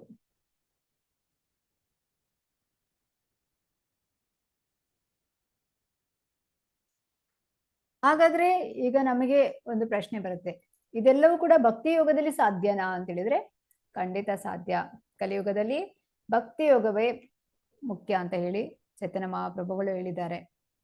ಸೊ ಇಲ್ಲಿ ಯಮ ನಿಯಮ ಆಸನ ಪ್ರಾಣಾಯಾಮ ಪ್ರತ್ಯಾಹಾರ ಧಾರಣ ಧ್ಯಾನ ಸಮಾಧಿ ಏನೆಲ್ಲ ಮಾಡ್ತವೆ, ಸೊ ಇದರ ಒಂದು ಮೂಲ ಧ್ಯೇಯ ಏನಿದೆ ಇದನ್ನು ಭಕ್ತಿ ಯೋಗ ಮಾಡೋದ್ರಲ್ಲೂ ಕೂಡ ನಾವು ಪಡೀಲಿಕ್ಕೆ ಸಾಧ್ಯ ಇದೆ. ಹೇಗೆ ಅಂತ ಹೇಳಿದ್ರೆ ಈ ಅಷ್ಟಾಂಗ ಯೋಗ ಹೇಳುವಂಥದ್ದು ಇದು ಮೆಟ್ಟಿಲುಗಳಿದ್ದಾಗೆ. ಈಗ ಒಂದು ಕಟ್ಟಡವನ್ನು ನಾವು ಹತ್ತಬೇಕು ಅಂತ ಹೇಳಿದ್ರೆ ಮೆಟ್ಟಿಲುಗಳಲ್ಲಿ ಹೋದ್ರೆ ಅದು ಎಷ್ಟು ತ್ರಾಸದಾಯಕವಾಗಿರ್ತದೆ. ಅದೇ ಒಂದು ಲಿಫ್ಟ್ ಅಲ್ಲಿ ಹೋಗುದಾದ್ರೆ ಬಹಳ ಸುಲಭದಲ್ಲಿ ಹೋಗ್ಲಿಕ್ಕೆ ಆಗ್ತದೆ. ಲಿಫ್ಟ್ ಅಂತ ಹೇಳಿದ್ರೆ ಇಲ್ಲಿ ಭಕ್ತಿ ಯೋಗ, ಸುಲಭವಾಗಿ ಹೋಗುವಂಥದ್ದು. ಇದು ಅಷ್ಟಾಂಗ ಯೋಗ ಮತ್ತು ಭಕ್ತಿ ಯೋಗಕ್ಕಿರುವ ವ್ಯತ್ಯಾಸ. ಈಗ ಹಾಗಾದ್ರೆ ಇಲ್ಲಿ ಭಗವಂತ ಯಾಕೆ ಈ ಅಷ್ಟಾಂಗ ಯೋಗವನ್ನು ಹೇಳಿದ್ದಾನೆ ಅನ್ನೋ ಪ್ರಶ್ನೆ ಬರುತ್ತೆ.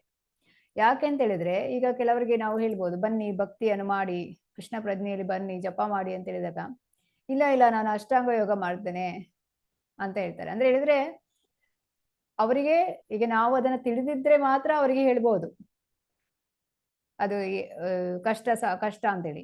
ಇಲ್ಲ ಅಂತ ಹೇಳಿದ್ರೆ ಅವರು ಸುಮ್ಮನೆ ಯಾವುದೋ ಒಂದು ವಿಷಯವನ್ನು ಹೇಳ್ಬೇಕಲ್ಲ ಅಂತ ಹೇಳಿ ಅದರಿಂದ ನುಣುಚಿಕೊಳ್ಳಿಕ್ಕೆ ಪ್ರಯತ್ನವನ್ನು ಮಾಡ್ತಾರೆ. ಅಂದ್ರೆ ಅವರಿಗೆ ಭಕ್ತಿಯನ್ನು ಮಾಡ್ಲಿಕ್ಕೆ ಇಷ್ಟ ಇರೋದಿಲ್ಲ, ಅವರು ಆ ಕಡೆ ಅಷ್ಟಾಂಗ ಯೋಗವನ್ನು ಕೂಡ ಮಾಡಿರೋದಿಲ್ಲ.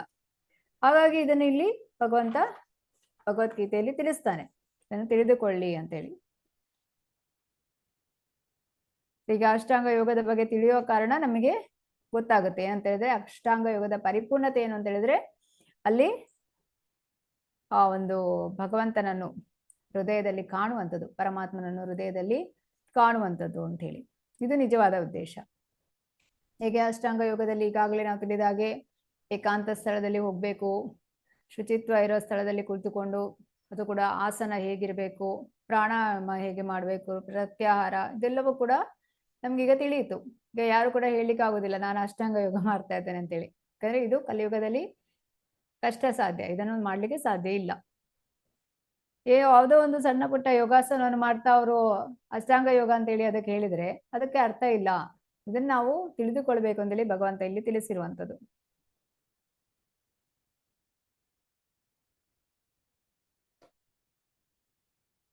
ಹಾಗಾಗಿ ಭಗವದ್ಗೀತೆಯಲ್ಲಿ ಪ್ರತಿಯೊಂದರ ವಿಷಯವಾಗಿ ಭಗವಂತ ಹೇಳಿ ನಮ್ಗೆ ಜ್ಞಾನವನ್ನು ಕೊಟ್ಟಿದ್ದಾನೆ ಅಂತೇಳಿ.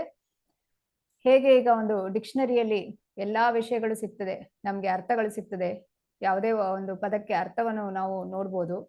ಅದೇ ರೀತಿ ನಮ್ಮ ಎಲ್ಲಾ ಒಂದು ಪ್ರಶ್ನೆಗಳಿಗೆ ಉತ್ತರವು ಭಗವದ್ಗೀತೆಯಲ್ಲಿ ಭಗವಂತ ನೀಡಿದ್ದಾರೆ.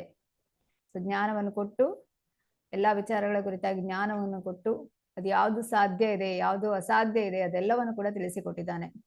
ಏನ್ ಮಾಡ್ಬೇಕು, ಏನನ್ನ ಮಾಡಬಾರ್ದು ಎಲ್ಲವನ್ನು ಕೂಡ ವಿವರವಾಗಿ ತಿಳಿಸಿದ್ದಾನೆ. ಹಾಗಾಗಿ ಭಕ್ತಿ ಯೋಗವನ್ನು ಮಾಡುವುದರಿಂದ ಅಷ್ಟಾಂಗ ಯೋಗದ ಫಲವು ದೊರೆಯುತ್ತೆ. ಅಷ್ಟಾಂಗ ಯೋಗ ಫಲಕ್ಕಿಂತ ಹೆಚ್ಚಿನದು ದೊರೆಯುತ್ತೆ ಇಲ್ಲಿ ಭಕ್ತಿ ಯೋಗವನ್ನು ಮಾಡೋದ್ರಿಂದ ಅಂತೇಳಿ ನಾವಿಲ್ಲಿ ನೋಡ್ಬೋದು. ಈಗ ಅಷ್ಟಾಂಗ ಯೋಗದಲ್ಲಿ ಯಮ ನಿಯಮ ಮಾಡೋದು ತುಂಬಾ ಕಠಿಣವಾಗಿರುತ್ತೆ, ಅದು ಕಷ್ಟ.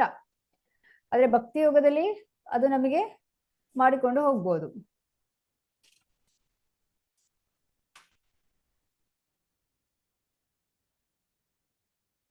ಭಕ್ತರ ಸಂಘದಲ್ಲಿ ಇದ್ದುಕೊಂಡು ಭಗವಂತನ ಪ್ರಸಾದವನ್ನು ಸ್ವೀಕರಿಸುವುದರಿಂದ ಹೇಗೆ ನಾವು ಇದನ್ನ ಸಾಧ್ಯ ಮಾಡ್ಬೋದು ಅಂತೇಳಿ, ಸುಲಭವಾಗಿ ಸಾಧ್ಯವಾಗ್ತದೆ. ಅಂದ್ರೆ ಪ್ರಸಾದವನ್ನು ಸ್ವೀಕರಿಸುವುದರಿಂದ ಏನಾಗುತ್ತೆ, ನಮ್ಮ ನಾಲಿಗೆಯು ಆ ಒಂದು ಹತೋಟಿಯಲ್ಲಿ ಇರ್ತದೆ ಅಂತೇಳಿ. ಈಗ ಪ್ರತ್ಯೇಕವಾಗಿ ನಾವು ಅದಕ್ಕಾಗಿ ಶ್ರಮ ಪಡಬೇಕಾಗಿಲ್ಲ, ಕ್ರಮೇಣವಾಗಿ ಅದು ನಮ್ಮಿಂದ ದೂರವಾಗ್ತಾ ಬರುತ್ತೆ. ಎಲ್ಲವೂ ಕೂಡ ಯಾವುದು ಭಗವಂತನಿಗೆ ಒಂದು ಭಗವಂತನ ಸೇವೆಗೆ ಪೂರಕವಾಗಿರ್ತದೆ ಅದನ್ನಷ್ಟೇ ನಾವು ಮಾಡ್ತಾ ಇರ್ತೇವೆ. ಯಾವುದು ಪೂರಕವಾಗಿಲ್ಲ ಅದು ತನ್ನಿಂದ ತಾನೇ ನಮ್ಮಿಂದ ಅದು ನಾವು ಮಾಡುದಿಲ್ಲ, ಯಾವಾಗ ಭಗವಂತನ ಪ್ರಸಾದವನ್ನು ಸ್ವೀಕರಿಸಿದಾಗ. ಹಾಗೆ ಇಲ್ಲಿ ನೀವು ತಿಳಿಬಹುದು, ಶ್ರೀಲ ಪ್ರಭುಪಾದರು ಅಮೆರಿಕಕ್ಕೆ ಹೋದಾಗ ಅಲ್ಲಿ ಎಲ್ಲ ಕೂಡ ಯುವಜನತೆ ಹೇಗಾಗಿದ್ರು, ಆ ಒಂದು ವ್ಯಸನಿಗಳಾಗಿದ್ರು, ಅಮಲು ಪದಾರ್ಥವನ್ನು ಸೇವನೆ ಮಾಡುವಂಥದ್ದು. ಅಲ್ಲಿ ಆ ಅಮೆರಿಕ ಒಂದು ಸರ್ಕಾರಕ್ಕೆ ಅದೊಂದು ತಲೆನೋವಾಗಿತ್ತು. ಅಂದ್ರೆ ಅವರು ಎಷ್ಟು ಅದಕ್ಕಾಗಿ ಖರ್ಚು ಮಾಡಿರ್ತಾರೆ ಆ ಒಂದು ಚಟದಿಂದ ಅವರನ್ನ ಬಿಡುಗಡೆಗೊಳಿಸೋದಕ್ಕೆ. ಆದ್ರೆ ಶ್ರೀಲ ಪ್ರಭುಪಾದರು ಯಾವಾಗ ಒಂದು ಪಾರ್ಕ್ ನಲ್ಲಿ ಕುಳಿತುಕೊಂಡು ಆ ಕೀರ್ತನೆಯನ್ನು ಮಾಡ್ತಾರೆ, ಇವರೆಲ್ಲ ಬಂದು ಆ ಯುವಜನತೆ ಬಂದು ಅಲ್ಲಿ ಕೂತ್ಕೊಂಡು ಆ ಕೀರ್ತನೆಯನ್ನು ಕೇಳ್ಕೊಂಡು ಮತ್ತೆ ಪ್ರಭುಪಾದರ ಒಂದು ಏನು ಪ್ರಸಾದವನ್ನು ತಯಾರಿಸಿಕೊಡ್ತಾ ಇದ್ರು. ಈ ರೀತಿಯಾಗಿ ಮಾಡಿದ ಏನಾಯ್ತು, ಕ್ರಮೇಣ ಅವರಲ್ಲಿ ಇದ್ದ ಆ ಯುವಜನತೆಯಲ್ಲಿ ಇರುವಂತ ಈ ಒಂದು ಕೆಟ್ಟ ಚಟಗಳೆಲ್ಲವೂ ಕೂಡ ದೂರ ಆಗುತ್ತೆ. ಅವರು ಪ್ರಭುಪಾದರ ಜೊತೆ ನಂತರ ಈ ಹರೇ ಕೃಷ್ಣ ಮಹಾಮಂತ್ರದ ಪ್ರಚಾರದಲ್ಲಿ ತೊಡಗಿಕೊಳ್ತಾರೆ, ಸನ್ಯಾಸವನ್ನು ಸ್ವೀಕರಿಸ್ತಾರೆ. ಇದು ಭಕ್ತಿ ಯೋಗದ ಒಂದು ಸಾಧನ. ಭಕ್ತಿ ಯೋಗವನ್ನು ಮಾಡೋದ್ರಿಂದ ಏನಾಗುತ್ತೆ, ಯಾವುದೇ ನಮಗೆ ಕಷ್ಟ ಅಂತ ಅನಿಸೋದಿಲ್ಲ. ಹಾಗೆ ಮನೆಯವರನ್ನೆಲ್ಲ ಬಿಟ್ಟು ಕಾಡಿಗೆ ಹೋಗ್ಬೇಕಾಗಿಲ್ಲ, ಮನೆಯಲ್ಲಿ ಇದ್ದುಕೊಂಡೇ ಸ್ಥಾನೇ ಸ್ಥಿತ ಚೈತನ್ಯ ಮಹಾಪ್ರಭುಗಳು ಹೇಳ್ತಾರೆ, ಮನೆಯಲ್ಲಿ ಇದ್ದುಕೊಂಡೇ ಭಕ್ತಿ ಸೇವೆಯನ್ನು ಮಾಡಿ. ಎಲ್ಲವನ್ನು ಕೂಡ ಮನೆಯಲ್ಲಿ ಇದ್ದುಕೊಂಡೇ ಅಭ್ಯಾಸ ಮಾಡ್ಲಿಕ್ಕೆ ಸಾಧ್ಯ ಆಗ್ತದೆ. ಮತ್ತೆ ಯಾವುದೇ ವಯೋಮಿತಿಯ ನಿಬಂಧನೆ ಇಲ್ಲ, ಸಣ್ಣ ಮಕ್ಕಳಿಂದ ಹಿಡಿದು ವಯೋವೃದ್ಧರವರೆಗೆ ಯಾರು ಕೂಡ ಭಕ್ತಿ ಸೇವೆಯನ್ನು ಮಾಡ್ಬೋದು. ಆದ್ರೆ ನಿಮ್ಗೆ ಅಷ್ಟಾಂಗ ಯೋಗದಲ್ಲಿ ಹಾಗೆ ಅಲ್ಲ, ಮಹಿಳೆಯರಿಗೆ ಆಗೋದಿಲ್ಲ, ಸಣ್ಣ ಮಕ್ಕಳಿಗೆ ಆಗೋದಿಲ್ಲ, ವೃದ್ಧರಿಗೆ ಆಗೋದಿಲ್ಲ, ಇದನ್ನೆಲ್ಲ ಮಾಡ್ಲಿಕ್ಕೆ ಸಾಧ್ಯ ಇಲ್ಲ. ಆದ್ರೆ ಭಕ್ತಿ ಯೋಗದಲ್ಲಿ ಯಾವುದೇ ವಯೋಮಿತಿ ಇಲ್ಲ, ಯಾರು ಕೂಡ ಮಾಡ್ಬೋದು. ಈಗ ನಮ್ಗೆ ಈಗ ಈ ಒಂದು ಕೃಷ್ಣ ಪ್ರಜ್ಞೆಗೆ ಬಂದ ನಂತರ ತಿಳಿಯಿತು, ನಮ್ದು ಯಾವುದೇ ಒಂದು ಆರೋಗ್ಯ ಸಮಸ್ಯೆಯಲ್ಲಿ ಇದೆಲ್ಲವೂ ಕೂಡ ಪೂರ್ವ ಜನ್ಮದ ಒಂದು ಪಾಪ ಕರ್ಮಗಳು ಅಂತ ಹೇಳಿ. ಹಾಗಾಗಿ ನಾವು ಇದನ್ನೆಲ್ಲ ತಿಳಿದ ಕಾರಣ ನಾವು ಏನ್ ಮಾಡ್ತೇವೆ, ಅದಕ್ಕೆ ಹೇಗೆ ಹೊಂದಾಣಿಸಿಕೊಂಡು ಹೋಗ್ಬೇಕು ಅದೆಲ್ಲವೂ ನಮಗಿಲ್ಲಿ ತಿಳಿಯುತ್ತೆ. ಯಾವಾಗ ಭಗವಂತನ ಒಂದು ಸೇವೆಯನ್ನು ಮಾಡ್ಲಿಕ್ಕೆ ಶುರು ಮಾಡ್ತೇವೆ, ಆಗ ತನ್ನಿಂದ ತಾನೇ ಆರೋಗ್ಯ ಕೂಡ ಸುಧಾರಿಸ್ತದೆ. ಅಂದ್ರೆ ಬೆಳಿಗ್ಗೆ ಬೇಗ ಏಳುವಂಥದ್ದು, ಅಂದ್ರೆ ಬ್ರಾಹ್ಮಿ ಮುಹೂರ್ತದಲ್ಲಿ ಏಳುವಂಥದ್ದು, ಪ್ರಸಾದವನ್ನು ಸ್ವೀಕರಿಸುವಂಥದ್ದು, ಈ ಒಂದು ಭಗವಂತನ ನಾಮಸ್ಮರಣೆಯನ್ನು ಮಾಡುವಂಥದ್ದು, ಇದೆಲ್ಲವೂ ಕೂಡ ಏನಾಗ್ತದೆ, ನಮ್ಮಲ್ಲಿ ಇದ್ದ ಆರೋಗ್ಯ ಸಮಸ್ಯೆ ಕೂಡ ದೂರ ಆಗ್ತದೆ. ಹಾಗೆ ಪ್ರಾಣಾಯಾಮ ಮಾಡುವಂಥದ್ದು ಯಾಕೆಂತ ಹೇಳಿದ್ರೆ ಮನಸ್ಸನ್ನು ನಿಗ್ರಹ ಮಾಡ್ಲಿಕ್ಕೆ. ಸೊ ಇಲ್ಲಿ ಭಗವಂತನಲ್ಲಿ ಚಿಂತನೆಯನ್ನು ಮಾಡ್ತೇವೆ, ಭಗವಂತನ ಚಿಂತನೆಯನ್ನು ಮಾಡಿದಾಗ ಇಂದ್ರಿಯಗಳು ಮನಸ್ಸು ಆ ಒಂದು ನಿಗ್ರಹದಲ್ಲಿ ಇರುತ್ತೆ, ಇದನ್ನ ನಾವು ತಿಳಿಯುವಂಥದ್ದು. ಸೊ ಹೇಗೆ ಈ ಒಂದು ಅಷ್ಟಾಂಗ ಯೋಗದ ಬೇರೆ ಬೇರೆ ಹಂತಗಳಲ್ಲಿ ನಾವು ಏನೆಲ್ಲ ಪಡಿಬಹುದು ಅದೆಲ್ಲವೂ ಕೂಡ ಭಕ್ತಿ ಯೋಗದಿಂದ ಪಡಿಲಿಕ್ಕೆ ಸಾಧ್ಯ ಇದೆ. ಈಗ ನೀವು ಉದಾಹರಣೆಯಾಗಿ ನೋಡ್ಬೋದು, ಯಶೋಧ ಮಾತೆ, ದೇವಕಿ ಮಾತೆ, ಇವರು ಯಾರು ಕೂಡ ಅಷ್ಟಾಂಗ ಯೋಗ ಮಾಡ್ಲಿಲ್ಲ. ಅವರು ಏನ್ ಮಾಡಿದ್ದು, ಅವರು ಅತ್ಯಂತ ಶ್ರೇಷ್ಠ ಭಕ್ತರು, ಸದಾ ಕೃಷ್ಣನ ಕುರಿತು ಚಿಂತನೆ ಮಾಡ್ತಾ ಇದ್ರು. ಯಾವುದೇ ಅಹೇತುಕಿ ಅಪ್ರತಿಹತ, ಯಾವುದೇ ಎಕ್ಸ್ಪೆಕ್ಟೇಷನ್ ಇಲ್ಲ, ಸದಾ 24 ಗಂಟೆ ಕೃಷ್ಣನ ಚಿಂತನೆಯನ್ನು ಮಾಡುವಂಥದ್ದು. ಅವರು ಭಕ್ತಿ ಯೋಗದಲ್ಲಿ ತೊಡಗಿದ್ರು. ಹಾಗೆ ಇಲ್ಲಿ ಹೇಳುವಂಥದ್ದು, ನಮಗೆ ಭಗವಂತನಲ್ಲಿ ಪ್ರೀತಿ ಇರಬೇಕು.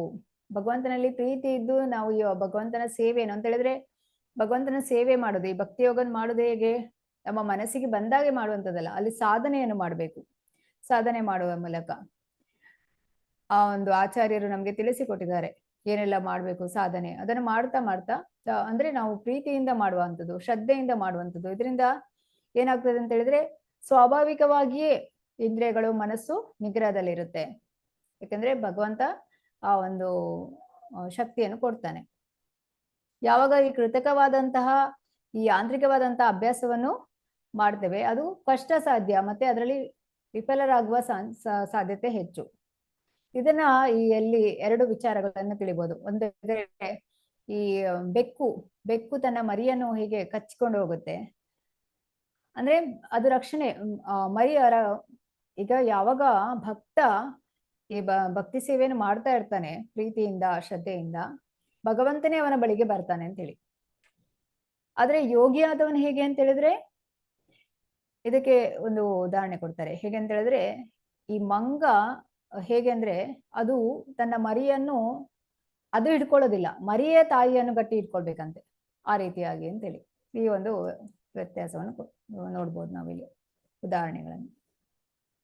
ಹಾಗೆ ಭಕ್ತರು ಯಾವುದೇ ಯೋಚನೆ ಮಾಡ್ಬೇಕಾಗಿಲ್ಲ, ಬೆಕ್ಕು ಮರಿಯನ್ನು ಹೇಗೆ ಕರೆದುಕೊಂಡು ಹೋಗುತ್ತೆ ಆ ತರ ಭಗವಂತನೇ ಎಲ್ಲ ನೋಡಿಕೊಳ್ತಾನೆ, ಯಾವುದೇ ಸಿದ್ಧಿ ಪಡಿಬೇಕಾಗಿಲ್ಲ.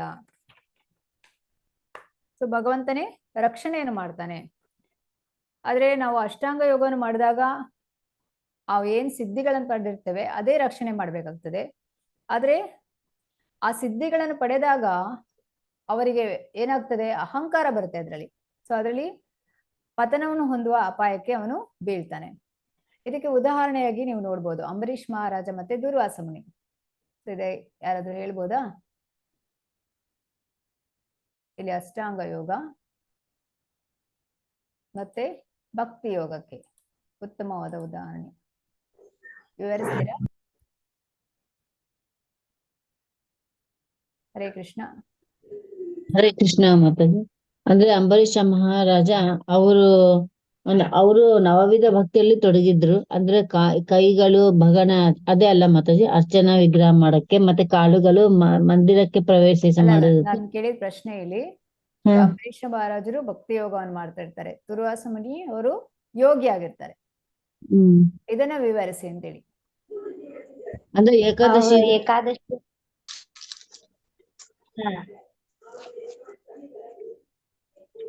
ನಾ ಬರೋ ಮಠ ಬಿಡ್ಬೇಡ ಅಂತ ಹೇಳ್ತಾ ಇರ್ತೇನೆ ಅದೇ ಮಾತಾಜಿ. ಏನಂತ ಹೇಳಿದ್ರೆ, ಈಗ ಅಂಬರೀಷ ಮಹಾರಾಜನಿಗೆ ದುರ್ವಾಸ ಮುನಿಗಳಿಂದ ಒಂದು ಅಪಾಯ ಬಂದಿದೆ ಅಲ್ವಾ? ಅಪಾಯ ಬಂದ ಸಮಯದಲ್ಲಿ ಏನಾಗುತ್ತೆ, ಭಗವಂತ ತನ್ನ ಸುದರ್ಶನ ಚಕ್ರವನ್ನು ಕಳಿಸ್ತಾನೆ. ಇವರು ದುರ್ವಾಸ ಮುನಿ ಏನ್ ಮಾಡ್ತಾರೆ, ಅವರು ಯೋಗಿಗಳು, ಮಹಾಯೋಗಿಗಳಾಗಿರ್ತಾರೆ. ಅವರವರ ಕೂದಲಿನಿಂದ ಒಂದು ರಾಕ್ಷಸನನ್ನು ಸೃಷ್ಟಿಸುವಂಥದ್ದು. ಆದ್ರೆ ಸುದರ್ಶನ ಚಕ್ರ ಬಂದು ಸುಲಭವಾಗಿ ಆ ರಾಕ್ಷಸನನ್ನು ನಾಶ ಮಾಡ್ತದೆ. ಸೊ ಇಲ್ಲಿ ಅಂಬರೀಷ್ ಮಹಾರಾಜ ಯಾವುದೇ ಸಿದ್ಧಿಯನ್ನು ಮಾಡಿಲ್ಲ, ಅಷ್ಟಾಂಗ ಸಿದ್ಧಿಯನ್ನು ಮಾಡಿಲ್ಲ. ಆದ್ರೆ ಅಂಬರೀಷ್ ಮಹಾರಾಜ ಶುದ್ಧ ಭಕ್ತರಾಗಿರ್ತಾರೆ.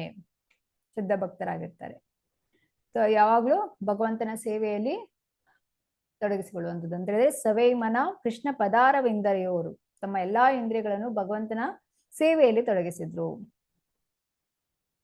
ಹಾಗಾಗಿ ಅಷ್ಟು ಮಾಡಿದ್ರೆ ಸಾಕಾಗ್ತದೆ, ಯಾವುದೇ ಒಂದು ಉದ್ದೇಶವನ್ನು ಈಡೇರಿಸಿಕೊಳ್ಳೋದಕ್ಕೆ ಸಾಧ್ಯ ಇದೆ ಅಂತೇಳಿ ಇಲ್ಲಿ ನಾವು ತಿಳಿಬಹುದು. ಅತಿ ಶ್ರೇಷ್ಠವಾದಂತಹ ಉದ್ದೇಶವನ್ನು ಈಡೇರಿಸಿಕೊಂಡಿದ್ರು. ಆದ್ರಿಂದ ಭಕ್ತಿ ಯೋಗದಲ್ಲಿ ಏನನ್ನು ಕೂಡ ಕಳೆದುಕೊಳ್ಳಬೇಕಾಗಿಲ್ಲ. ನೇಹಾಭಿಕ್ರಮಣ ಶೋಸ್ತಿ ಪ್ರತ್ಯವಾಯೋನ ವಿದ್ಯತೆ ಸ್ವಲ್ಪಮಪ್ಯಸ್ಯ ಧರ್ಮಸ್ಯ ರಾಯತೆ ಮಹತೋ ಭಯಾತ್.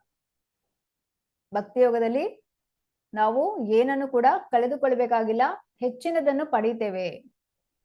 ಈ ಜನ್ಮದಲ್ಲಿ ಎಷ್ಟು ಭಕ್ತಿ ಮಾಡಿರ್ತೇವೆ ಅದು ಮುಂದಿನ ಜನ್ಮದಲ್ಲಿ ಕೂಡ ಅದರಿಂದ ಕಂಟಿನ್ಯೂ ಮಾಡ್ಕೊಂಡು ಹೋಗ್ಲಿಕ್ಕೆ ಆಗ್ತದೆ. ಇದ್ರಲ್ಲಿ ಯಾವುದೇ ನಷ್ಟ ಇಲ್ಲ. ಭಗವಂತ ಸದಾ ನಮ್ಮ ರಕ್ಷಣೆಯನ್ನು ಮಾಡ್ತಾ ಇರ್ತಾನೆ ಅಂತೇಳಿ. ಇನ್ನು 3ನೇ ಅಧ್ಯಾಯದ 29ನೇ ಶ್ಲೋಕದಲ್ಲಿ ಏನ್ ಹೇಳ್ತಾರೆ ಅಂದ್ರೆ, ಯೋಗ ಸಾಧನೆ ಮಾಡ್ತಾ ಇರೋರು ಅಂತವರ ಜೊತೆಗೆ ನಾವು ಯಾವ ರೀತಿಯಾಗಿ ವರ್ತಿಸ್ಬೇಕು ಅಂತೇಳಿ. ಈಗ ನೀವು 10 ಅಪರಾಧಗಳಲ್ಲಿ ಕೂಡ ಒಂದು ಅಪರಾಧವನ್ನು ನೋಡ್ತೀರಾ. ಏನ್ ಹೇಳ್ತಾರೆ, ನಂಬಿಕೆ ಇಲ್ಲದ ವ್ಯಕ್ತಿಗೆ ಈ ಒಂದು ಹರೇ ಕೃಷ್ಣ ಮಹಾಮಂತ್ರದ ಬಗ್ಗೆ ಬೋಧಿಸಬಾರದು ಅಂತೇಳಿ ಹೇಳ್ತಾರೆ. ಹಾಗೆ ಇಲ್ಲಿ ಏನ್ ಹೇಳೋದು ಅಂತ ಹೇಳಿದ್ರೆ, ಈ ಕೃಷ್ಣ ಪ್ರಜ್ಞೆಯಲ್ಲಿ ಯಾರಿಗೆ ಆಸಕ್ತಿ ಇಲ್ಲ ಅವರಿಗೆ ಅವ್ರ ಜೊತೆ ಯಾವ ರೀತಿಯಾಗಿ ವ್ಯವಹರಿಸ್ಬೇಕು ಅಂತೇಳಿ. ಅಂದ್ರೆ ಅವರಿಗೆ ನಾವು ಹೋಗಿ ಹೇಳ್ಬಾರ್ದು, ನೀವ್ ಏನ್ ಕೆಲಸ ಮಾಡ್ತಾ ಇದ್ದೀರಾ ಅದನ್ನೆಲ್ಲ ಬಿಟ್ಬಿಡಿ, ಬನ್ನಿ ಇಲ್ಲಿ ಬಂದು ಜಪ ಮಾಡಿ ಅಂದ್ರೆ ಅವ್ರು ಕೇಳೋದಿಲ್ಲ. ಸೊ ಅವರಿಗೆ ಅವರ ಕೆಲಸವನ್ನು ಮಾಡ್ಲಿಕ್ಕೆ ನಾವು ಬಿಟ್ಬಿಡ್ಬೇಕು. ಅವರನ್ನ ಒತ್ತಾಯಪೂರ್ವಕವಾಗಿ ನಾವು ಕರ್ಕೊಂಡು ಬಂದು ಜಪ ಮಾಡಿಸ್ಲಿಕ್ಕೆ ಆಗೋದಿಲ್ಲ. ಇದನ್ನ ನಾವು ಹೇಗೆ ಅವರನ್ನ ತರ್ಬೋದು ಅಂತ ಹೇಳಿದ್ರೆ, ಒಂದು ಉದಾಹರಣೆ ಮಾಡೋದ್ರ ಮೂಲಕ. ಈಗ ನಿಮಗೆ ಒಂದು ಅನುಭವ ಆಗಿರ್ತದೆ. ಎಷ್ಟೋ ಮಂದಿ ನಿಮ್ಮ ಹತ್ರ ಕೇಳ್ತಾ ಇರ್ತಾರೆ, ಏನು ಇತ್ತೀಚೆಗೆ ನೀವು ತುಂಬಾ ನಿಮ್ಮಲ್ಲಿ ತುಂಬಾ ಬದಲಾವಣೆ ಕಾಣ್ತಾ ಇದೆಯಲ್ಲ, ಇಷ್ಟೊಂದು ಶಾಂತವಾಗಿ ಇರ್ಲಿಕ್ಕೆ ಸಾಧ್ಯ ಆಗ್ತದೆ, ಯಾವುದೇ ಕಷ್ಟ ಬರ್ಲಿ, ಏನೇ ಸಮಸ್ಯೆ ಬರ್ಲಿ, ನೀವು ಇದನ್ನ ಎಷ್ಟು ಸುಲಭವಾಗಿ ನಿಭಾಯಿಸ್ತಾ ಇದ್ದೀರಾ, ಯಾವುದಕ್ಕೂ ವಿಚಲಿತ ಆಗ್ತಾ ಇಲ್ವಲ್ಲ, ಏನು ಅಂತೇಳಿ. ಅಂದ್ರೆ ನಾವು ಭಕ್ತಿ ಸೇವೆಯನ್ನು ಆ ಒಂದು ಶ್ರದ್ಧೆಯಿಂದ, ಪ್ರೀತಿಯಿಂದ, ನಿಷ್ಠೆಯಿಂದ ಮಾಡ್ತಾ ಹೋಗ್ತಾ ಇದ್ರೆ ಜನರೇ ಬಂದು ನಿಮ್ಮ ಹತ್ರ ಕೇಳ್ತಾರೆ. ಕೇಳಿದಾಗ ಅವರು ಆಟೋಮೆಟಿಕ್ ಆಗಿ ಈ ಒಂದು ಕೃಷ್ಣ ಪ್ರಜ್ಞೆಗೆ ಬಂದೇ ಬರ್ತಾರೆ ಅಂತೇಳಿ. ಆ ರೀತಿಯಾಗಿ ನಾವಿರ್ಬೇಕು, ನಾವೊಂದು ಉದಾಹರಣೆ ಆಗ್ಬೇಕು ಅಂತೇಳಿ ಇಲ್ಲಿ ಹೇಳುವಂಥದ್ದು. ಅವರಿಗೆ ಕ್ರಮೇಣವಾಗಿ ಒಂದು ಕೃಷ್ಣ ಪ್ರಜ್ಞೆಯಲ್ಲಿ ಆಸಕ್ತಿಯನ್ನು ಅವರು ವಹಿಸ್ಕೊಳ್ತಾರೆ. ಅದು ಬಿಟ್ಟು ನಾವು ಫೋರ್ಸ್ಫುಲಿ ಯಾರಿಗಾದ್ರೂ ಒತ್ತಾಯಪೂರ್ವಕವಾಗಿ ಇಲ್ಲ ನೀವೇನು ಮಾಡ್ತಾ ಇದ್ದೀರಾ ಅದು ಸರಿಯಲ್ಲ, ನೀವು ಇದನ್ನೆಲ್ಲ ಬಿಡಿ ಅಂತ ಹೇಳಿ ಹೋದ್ರೆ ಏನಾಗುತ್ತೆ, ಅವ್ರು ಅದರಿಂದ ವಿಚಲಿತರಾಗ್ತಾರೆ. ಅವರು ಆ ಕಡೆ ಅವರ ಕೆಲಸದಲ್ಲಿ ಕೂಡ ಆಸಕ್ತಿಯನ್ನು ಕಳೆದುಕೊಳ್ತಾರೆ, ಮತ್ತೆ ಕೃಷ್ಣ ಪ್ರಜ್ಞೆ ಕೂಡ ಬರೋದಿಲ್ಲ ಅವರು. ಹಾಗಾಗಿ ನಾವು ಈ ರೀತಿಯಾಗಿ ಮಾಡಬಾರ್ದು. ಅವ್ರಿಗೆ ಹೇಗೆ ಮಾಡ್ಬೇಕಂದ್ರೆ, ಅವರು ನಮ್ಮನ್ನು ನೋಡಿ ಅವರೇ ಬಂದು ಕೇಳ್ಬೇಕು. ಈಗಾಗಲೇ ನಿಮ್ಗೆಲ್ಲ ಅದು ಅನುಭವ ಆಗಿರ್ಬೋದು. ಎಷ್ಟೋ ಮಂದಿ ಕೇಳ್ತಾರೆ.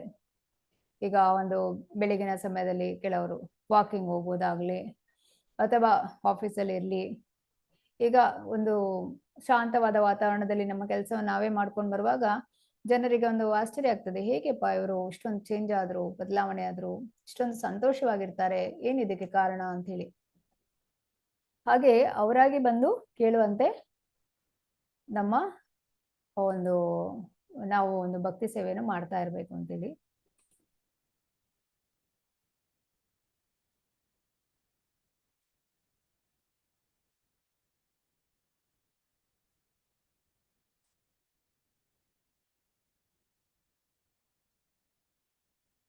ಇದನ್ನ ನಾವಿಲ್ಲಿ ಅರ್ಥೈಸ್ಕೊಂಡ್ವಿ.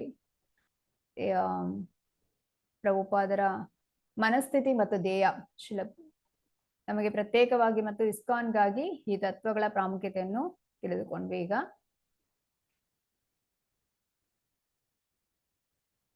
ಈಗ ಶ್ರೀಲ ಪ್ರಭುಪಾದರು ಹೇಳ್ತಾ ಇದ್ದಾರೆ. ಅನಂತ ಕುಲಕರ್ಣಿ ಪ್ರಭುಜಿ. ಹರೇ ಕೃಷ್ಣ. ಅವರಿಗೆ ತೊಂದರೆ ಕೊಡಬೇಕು, ಆದ್ದರಿಂದ ನಾವು ಅವರಿಗೆ ತೊಂದರೆ ಕೊಡಬೇಕು. ಓದಿ. ನೆಟ್ವರ್ಕ್ ಪ್ರಾಬ್ಲಮ್ ನಿಮ್ಮದು? ನಿಮ್ಮ ನೆಟ್ವರ್ಕ್ ಪ್ರಾಬ್ಲಮ್ ಮ್ಯೂಟ್ ಆಗ್ಬಿಟ್ರ? ಓಕೆ ಮಾತಾಜಿ. ನಾವು ಅವರಿಗೆ ತೊಂದರೆ ಕೊಡಬೇಕು, ಆದ್ದರಿಂದ ನಾವು ಕರ್ತವ್ಯ, ನಾವು ಅಸೂಯಪರ ವ್ಯಕ್ತಿಗಳನ್ನು ತೊಂದರೆ ಕೊಡಬೇಕಾಗಿದೆ. ಹರೇ ಕೃಷ್ಣ, ಅವರಿಗೆ ತೊಂದರೆ ಕೊಡುವುದು ನಮ್ಮ ಕರ್ತವ್ಯ ಮತ್ತು ಇದು ಶ್ರೇಷ್ಠ ಸೇವೆಗಾಗಿದೆ. ಹೀಗೆ ಒಬ್ಬ ಮನುಷ್ಯ ಮಲಗಿದ್ದಾನೆ ಮತ್ತು ಯಾರೋ ಅವನನ್ನು ಕೊಲ್ಲಲು ಬರುತ್ತಿದ್ದಾರೆ ಮತ್ತು ಅವರನ್ನು ಎದ್ದೇಳು ಎನ್ನುವುದು ಕೇಳಿಸುತ್ತಿದೆ, ಆದರೆ ನನಗೆ ಹೇಳಲು ಆಗುತ್ತಿಲ್ಲ. ಹರೇ ಕೃಷ್ಣ ಮಾತಾಜಿ. ಹರೇ ಕೃಷ್ಣ ಪ್ರಭುಜಿ, ಧನ್ಯವಾದಗಳು. ಸೊ ಇಲ್ಲಿ ಹರೇ ಕೃಷ್ಣ ಮಹಾಮಂತ್ರವನ್ನು ನಾವು ಕೊಡ್ಬೇಕು ಅಂತೇಳಿ. ಹೀಗೆ ಕೊಡೋದ್ರಿಂದ ಏನಾಗುತ್ತೆ ಅಂತ ಹೇಳಿದ್ರೆ, ವ್ಯಕ್ತಿಗಳಿಗೆ ಅವರಿರುವ ಪರಿಸ್ಥಿತಿ ಅವರಿಗೆ ಅರ್ಥ ಆಗುತ್ತೆ, ಮತ್ತೆ ಅವರು ಕೃಷ್ಣ ಪ್ರಜ್ಞೆಯನ್ನು ತೆಗೆದುಕೊಳ್ಳುವುದಕ್ಕೆ ಸಾಧ್ಯವಾಗ್ತದೆ ಅಂತೇಳಿ. ಯಾರು ಕೃಷ್ಣ ಪ್ರಜ್ಞೆಯನ್ನು ಪ್ರಚಾರ ಮಾಡ್ತಾರೆ, ಯಾರು ಕೃಷ್ಣ ಪ್ರಜ್ಞೆಯನ್ನು ಇನ್ನೊಬ್ಬರಿಗೆ ತಿಳಿಸಿಕೊಡ್ತಾರೆ, ಅವರು ಅತಿ ಶ್ರೇಷ್ಠವಾದಂತಹ ಕೆಲಸವನ್ನು ಮಾಡ್ತಾರೆ. ಭಕ್ತರಾದವರು ಹೀಗೆ ಎಲ್ಲಾ ಜೀವಿಗಳ ಒಳಿತಿಗಾಗಿ ಕೆಲಸವನ್ನು ಮಾಡ್ತಾರೆ ಅಂತ ಹೇಳಿ. ಅವರು ಭಗವದ್ಗೀತೆಯನ್ನು ಜನರಿಗೆ ತಿಳಿಸಿಕೊಡುವಂಥದ್ದು. ಈಗ ಏಪ್ರಿಲ್ 1ರಿಂದ 18 ದಿವಸಗಳ ಭಗವದ್ಗೀತೆ ತರಗತಿ ಪ್ರಾರಂಭ ಆಗುತ್ತೆ.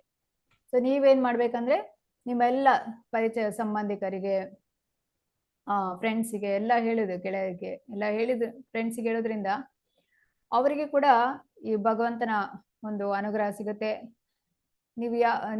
ನಿಮಗೆ ಕೂಡ ಸಿಗ್ತದೆ. ಯಾಕಂದ್ರೆ ಭಗವಂತ ಹೇಳ್ತಾನೆ, ಯಾರು ನನ್ನ ಪ್ರಚಾರ ಕಾರ್ಯದಲ್ಲಿ ತೊಡಗಿಕೊಳ್ತಾರೆ ಅವ್ರು ನನಗೆ ತುಂಬಾ ಪ್ರಿಯರಾಗಿರ್ತಾರೆ ಅಂತ ಹೇಳಿ. ಹಾಗೆ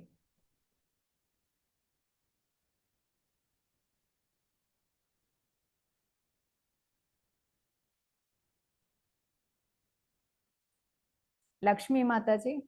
ಹರೇ ಕೃಷ್ಣ ಮಾತಾಜಿ.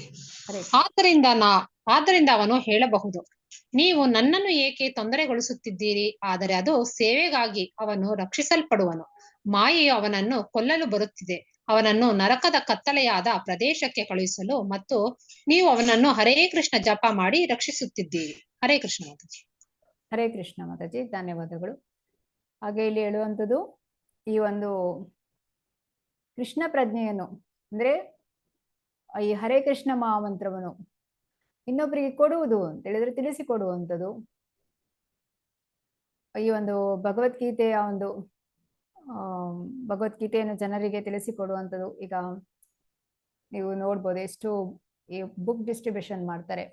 ಇದರಿಂದ ಏನಾಗುತ್ತೆ ಅಂದ್ರೆ ನಾವು ಪುಸ್ತಕವನ್ನು ತೆಗೆದುಕೊಂಡು ಒಂದು ಕಡೆ ಇಟ್ಟರು ಕೂಡ ನಮಗೆ ಭಗವಂತ ಒಂದು ಅವಕಾಶ ಕೊಡ್ತಾನೆ. ಈಗ ಹೇಗೆ ಒಂದು ಕೊರೋನಾ ಟೈಮಲ್ಲಿ ನಮ್ಗೆ ಈಗ 18 ದಿವಸಗಳ ಈ ಒಂದು ಭಗವದ್ಗೀತೆಯ ತರಗತಿಯನ್ನು ಕೇಳೋದಕ್ಕೆ ಅವಕಾಶ ಸಿಕ್ಕಿತು. ಅದರಿಂದಾಗಿ ನಾವು ಈ ಕೃಷ್ಣ ಪ್ರಜ್ಞೆಯಲ್ಲಿ ಮುಂದುವರಿಯೋದಕ್ಕಾಗುತ್ತೆ ಶ್ರೀಲ ಪ್ರಭುಪಾದರ ಅನುಗ್ರಹದಿಂದ. ಸೊ ನಮಗೆ ಏನಾಗಿದೆ, ಈಗ ಎಲ್ಲವೂ ತಿಳಿತಾ ಬರ್ತದೆ. ಸೊ ಹಾಗಾಗಿ ಇಲ್ಲಿ ಹೇಳುವಂಥದ್ದು ಅಂತ ಹೇಳಿದ್ರೆ ನಾವು ಈ ಒಂದು ಪ್ರಚಾರ ಕಾರ್ಯದಲ್ಲಿ ತೊಡಗಿಸಿಕೊಳ್ಬೇಕು, ಆ ಬೋಧನೆಯನ್ನು ಮಾಡಬೇಕು, ನಾವು ತಿಳಿದುಕೊಳ್ಬೇಕು. ಇದನ್ನೆಲ್ಲವನ್ನು ಕೂಡ ತಿಳಿದುಕೊಂಡು ನಾವು ಇದನ್ನ ಪ್ರಚಾರ ಕಾರ್ಯದಲ್ಲಿ ತೊಡಗಿಸಿಕೊಳ್ಳುವಂಥದ್ದು.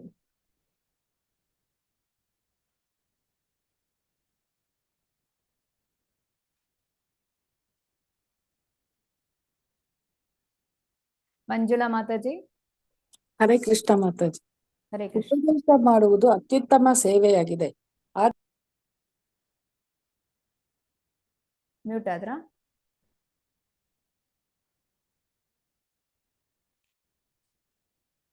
ಎಸ್. ಹರೇ ಕೃಷ್ಣ ಮಾತಾಜಿ. ಉಪದೇಶ ಮಾಡುವುದು ಅತ್ಯುತ್ತಮ ಸೇವೆಯಾಗಿದೆ. ಆದ್ದರಿಂದ ಕೃಷ್ಣ ಪ್ರಜ್ಞೆಯುಳ್ಳ ವ್ಯಕ್ತಿ ಸುಮ್ಮನಿರಲಾರ. ಅಂತಹ ಉತ್ತಮ ಜೀವನ ತತ್ವವನ್ನು ಏಕೆ ವಿತರಿಸಬಾರದು ಎಂದು ಅವರು ಭಾವಿಸುತ್ತಾರೆ. ಅದು ಅವರ ಧ್ಯೇಯ. ಒಬ್ಬ ಯೋಗಿ ತನ್ನ ಸ್ವಂತ ಉನ್ನತಿಗೆ ತೃಪ್ತಿ ಹೊಂದಬಹುದು. ಏಕಾಂತ ಸ್ಥಳದಲ್ಲಿ ಕುಳಿತು ಯೋಗಾಭ್ಯಾಸ ಮಾಡುತ್ತಾ ಪಾರಮಾರ್ಥಿಕ ಜೀವನಕ್ಕೆ ತಮ್ಮನ್ನು ತಾನು ಏರಿಸಿಕೊಳ್ಳುತ್ತಿದ್ದಾನೆ. ಅದು ಅವರ ವೈಯಕ್ತಿಕ ಕಾಳಜಿ. ಆದರೆ ಒಬ್ಬ ಭಕ್ತನು ತನ್ನನ್ನು ತಾನು ಉನ್ನತೀಕರಿಸಿಕೊಳ್ಳುವುದರಿಂದ ತೃಪ್ತನಾಗುವುದಿಲ್ಲ. ನಾವು ವೈಷ್ಣವರಿಗೆ ನಮ್ಮ ಗೌರವವನ್ನು ಅರ್ಪಿಸುತ್ತೇವೆ. ವಿಚಕಲ್ಪತರು ಭ್ರಶ್ಯ. ಹರೇ ಕೃಷ್ಣ ಮಾತಾಜಿ. ವಾಂಚಾ ಕಲ್ಪತರು ಬೆಸ್ಟ್. ಸ್ವಲ್ಪ ಮಿಸ್ಟೇಕ್ ಆಗಿದೆ. ಎಸ್. ಹರೇ ಕೃಷ್ಣ. ಸೊ ಇಲ್ಲಿ ಅಷ್ಟಾಂಗ ಯೋಗಿ ಯಾರಿದ್ದಾರೆ ಅವರು ಅವರನ್ನು ಮಾತ್ರ ಉದ್ಧಾರ ಮಾಡಿಕೊಳ್ತಾರೆ. ಈಗ ಶ್ರೀಲ ಪ್ರಭುಪಾದರು ಅಮೆರಿಕಕ್ಕೆ ಹೋಗಿ ಅಷ್ಟೊಂದು ಪ್ರಚಾರ ಮಾಡಿ ಈಗ ಅವರಿಗೆ ಆ ಒಂದು ಇಳಿ ವಯಸ್ಸಿನಲ್ಲಿ ಅಲ್ಲಿ ಹೋಗಿ ಪ್ರಚಾರ ಮಾಡ್ಬೇಕಾಗಿ ಇರ್ಲಿಲ್ಲ ಅಲ್ವಾ. ಅವ್ರೇನಾದ್ರು ವೃಂದಾವನದಲ್ಲಿ ಇದ್ದುಕೊಂಡು ಅಲ್ಲೇ ಅವರು ಸಾಧನೆಯನ್ನು ಮಾಡ್ತಾ ಭಕ್ತಿ ಕಾರ್ಯವನ್ನು ಮುಂದುವರಿಸ್ಬೋದಿತ್ತು. ಆದ್ರೆ ಅವ್ರು ಏನ್ ಮಾಡ್ತಾರೆ, ಅವರು ಕೃಷ್ಣ ಭಕ್ತರಾಗಿರ್ತಾರೆ. ಅವರಿಗೆ ಅವರು ಕೃಷ್ಣ ಭಕ್ತರಾಗಿರೋ ಕಾರಣ ಅವರಿಗೆ ಎಲ್ಲಾ ಜನರ ಮೇಲೆ ಕರುಣೆ ಇದೆ. ಹಾಗಾಗಿ ಅವರು ಆ ಒಂದು ಇಳಿ ವಯಸ್ಸಿನಲ್ಲಿ ಅಮೆರಿಕಕ್ಕೆ ಹೋಗಿ ಈ ಒಂದು ಕೃಷ್ಣ ಪ್ರಜ್ಞಾ ಒಂದು ಪ್ರಚಾರ ಕಾರ್ಯದಲ್ಲಿ ತೊಡಗಿಸಿಕೊಳ್ಳುವಂಥದ್ದು. ಇದನ್ನ ನಾವು ತಿಳಿಬೇಕು. ಹೇಳಿದ್ರೆ ಇನ್ನೊಬ್ಬರಿಗೆ ಹೇಗೆ ಕೊಡ್ಲಿಕ್ಕೆ ಸಾಧ್ಯವಾಗ್ತದೆ ಅನ್ನೋದ್ರ ಬಗ್ಗೆ ಅವರು ಸದಾ ಚಿಂತನೆಯನ್ನು ಮಾಡ್ತಾ ಇರ್ತಾರೆ. ಇದು ಅತ್ಯಂತ ಶ್ರೇಷ್ಠವಾದಂತಹ ಸೇವೆ. ಆದ್ರೆ ನೀವು ಅಷ್ಟಾಂಗ ಯೋಗದಲ್ಲಿ ನೋಡ್ಬೋದು, ತನ್ನನ್ನು ತಾನು ಉದ್ಧಾರವನ್ನು ಮಾಡಿಕೊಳ್ತಾರೆ ಅಷ್ಟೇ. ಆದ್ರೆ ಕೃಷ್ಣ ಪ್ರಜ್ಞೆಯಲ್ಲಿ ಹೇಗೆ, ಈ ಭಕ್ತಿ ಯೋಗದಲ್ಲಿ ಹೇಗೆ ಅಂತ ಹೇಳಿದ್ರೆ ಇತರರಿಗೆ ಅಂದ್ರೆ ಪ್ರಚಾರ ಮಾಡುವಂಥದ್ದು. ಇತರರಿಗೆ ಕೂಡ ಅವರಿಗೆ ಇತರರ ಮೇಲೆ ಕರುಣೆ ಇರ್ತದೆ ಭಕ್ತರಾದವರಿಗೆ. ವಾಂಚಾಕಲ್ಪತರು ಅಂತ ಹೇಳಿದ್ರೆ ವೈಷ್ಣವರು ವಾಂಚಾಕಲ್ಪತರು ಬೆಸ್ಟ್. ವೈಷ್ಣವರನ್ನು ವಾಂಚಾಕಲ್ಪತರು ಬೆಸ್ಟ್ ಅಂತ ಹೇಳ್ತಾರೆ. ಅಂದ್ರೆ ಅವರು ಎಲ್ಲರ ಬಯಕೆಗಳನ್ನು ಈಡೇರಿಸುವಂತ ಕಲ್ಪತರುವಿನಂತೆ ವೈಷ್ಣವರು ಇರ್ತಾರೆ ಅಂತ ಹೇಳಿ.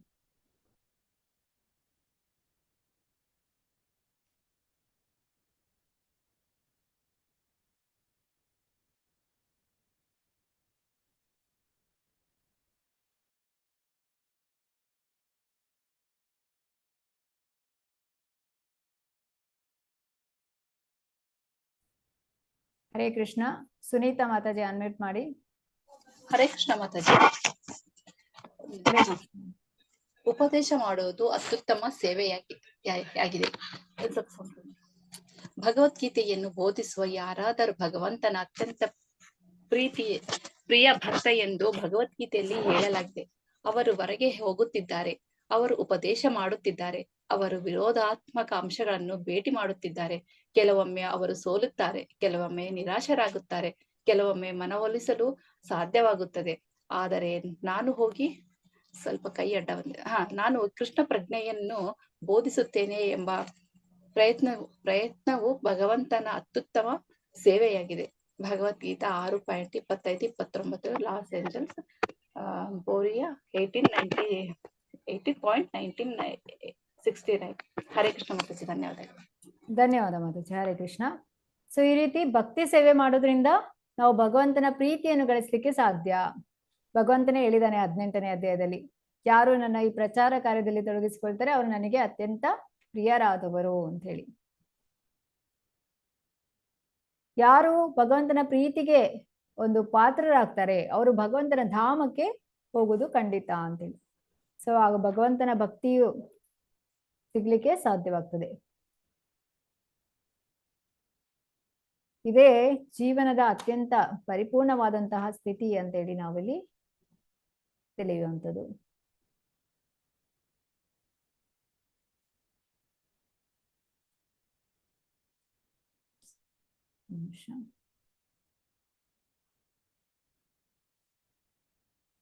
ವಿನೀತಾ ಮಾತಾಜಿ.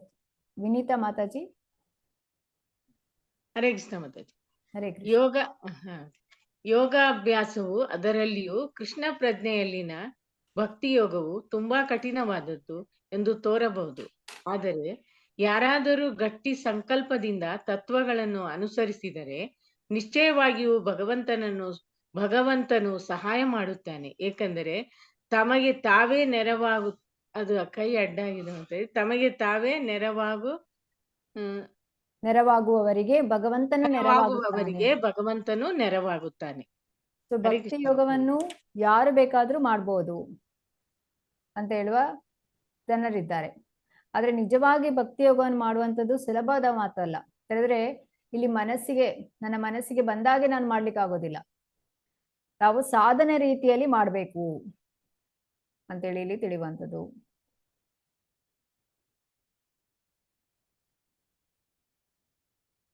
ಅಂದ್ರೆ ಈ ಭಕ್ತಿ ಇದು ಕೃಷ್ಣ ಪ್ರಜ್ಞೆ ಹೇಳಿದ್ರೆ ಇದು ಭಕ್ತಿ ಯೋಗ ಅನ್ನುವಂಥದ್ದು ಒಂದು ವಿಜ್ಞಾನ ಇದ್ದಾಗೆ. ಸೊ ನಾವಿಲ್ಲಿ ಅಧ್ಯಯನ ಮಾಡ್ಬೇಕು. ಹೇಗೆ ಇಲ್ಲಿ ಭಕ್ತಿ ಯೋಗವನ್ನು ನಾವು ಬೇರೆ ಬೇರೆ ಹಂತಗಳನ್ನು ದಾಟಿ ಮುಂದುವರಿಸುವಂಥದ್ದು. ಹೇಗೆ ಶ್ರದ್ಧಾ, ಸಾಧು ಸಂಘ, ಭಜನಾ ಕ್ರಿಯಾ, ಅನರ್ಥ ನಿವೃತ್ತಿ, ನಿಷ್ಠ, ಆಸಕ್ತಿ, ಭಾವ, ಪ್ರೇಮ, ಹೀಗೆ 9 ಹಂತಗಳಲ್ಲಿ ಬೇರೆ ಬೇರೆ ವಿಚಾರಗಳನ್ನು ನಾವು ಅಭ್ಯಾಸ ಮಾಡಿಕೊಂಡು ಭಗವಂತನ ಪ್ರೇಮವನ್ನು ಸಾಧಿಸುವುದೇ ಭಕ್ತಿ ಯೋಗದ ಮೂಲ ಧ್ಯೇಯವಾಗಿದೆ. ಸೊ ಇದರಲ್ಲಿ ಈಗ ರೂಪ ಗೋಸ್ವಾಮಿ ಅವರು ಭಕ್ತಿ ರಸಾಮೃತ ಸಿಂಧುವಿನಲ್ಲಿ ಕೂಡ ಬರೆದಿದ್ದಾರೆ, ತಿಳಿಸಿದ್ದಾರೆ ಗ್ರಂಥದಲ್ಲಿ ಹೇಗೆ ಭಕ್ತಿ ಯೋಗವನ್ನು ಬೇರೆ ಬೇರೆ ಹಂತಗಳಲ್ಲಿ ಈ ರೀತಿಯಾಗಿ ಮಾಡ್ಬೋದು ಅಂತ ಹೇಳಿ. ಅದೇ ಇಲ್ಲಿ ನಾವು ತಿಳಿಬೇಕಾಗಿರುವಂಥದ್ದು ಭಕ್ತಿ ಯೋಗವನ್ನು ಮಾಡ್ಲಿಕ್ಕೆ ದೃಢ ಸಂಕಲ್ಪ ಇರಬೇಕು. ಭಕ್ತಿ ಯೋಗದಲ್ಲಿ ನಾವು ಬಹಳಷ್ಟು ಪ್ರಗತಿಯನ್ನು ಸಾಧಿಸುವ ಅವಶ್ಯಕತೆ ಇದೆ. ಪ್ರಭುಪಾದರು ಈ ರೀತಿಯಾಗಿ ನಮಗೆ ತಿಳಿಸ್ತಾರೆ. ಪಂಚಕಲ್ಪದ ರೂಪೇಶ್ಚ ಕೃಪಾ ಸಿಂಧುಭ್ಯ ಏವ ಚ ಪತಿತನಾಂ ಪಾವನೇಭ್ಯೋ ವೈಷ್ಣವೇಭ್ಯೋ ನಮೋ ನಮಃ. ಅನಂತ ಕೋಟಿ ವೈಷ್ಣವಂದಿಗೆ ಜೈ. ನಾಮಾಚಾರ್ಯ ಠಾಕುರ್ ಕಿ ಜೈ. ಹರೇ ಕೃಷ್ಣ. ಶ್ರೀಲ ಪ್ರಭುಪಾದ ಕಿ ಜೈ.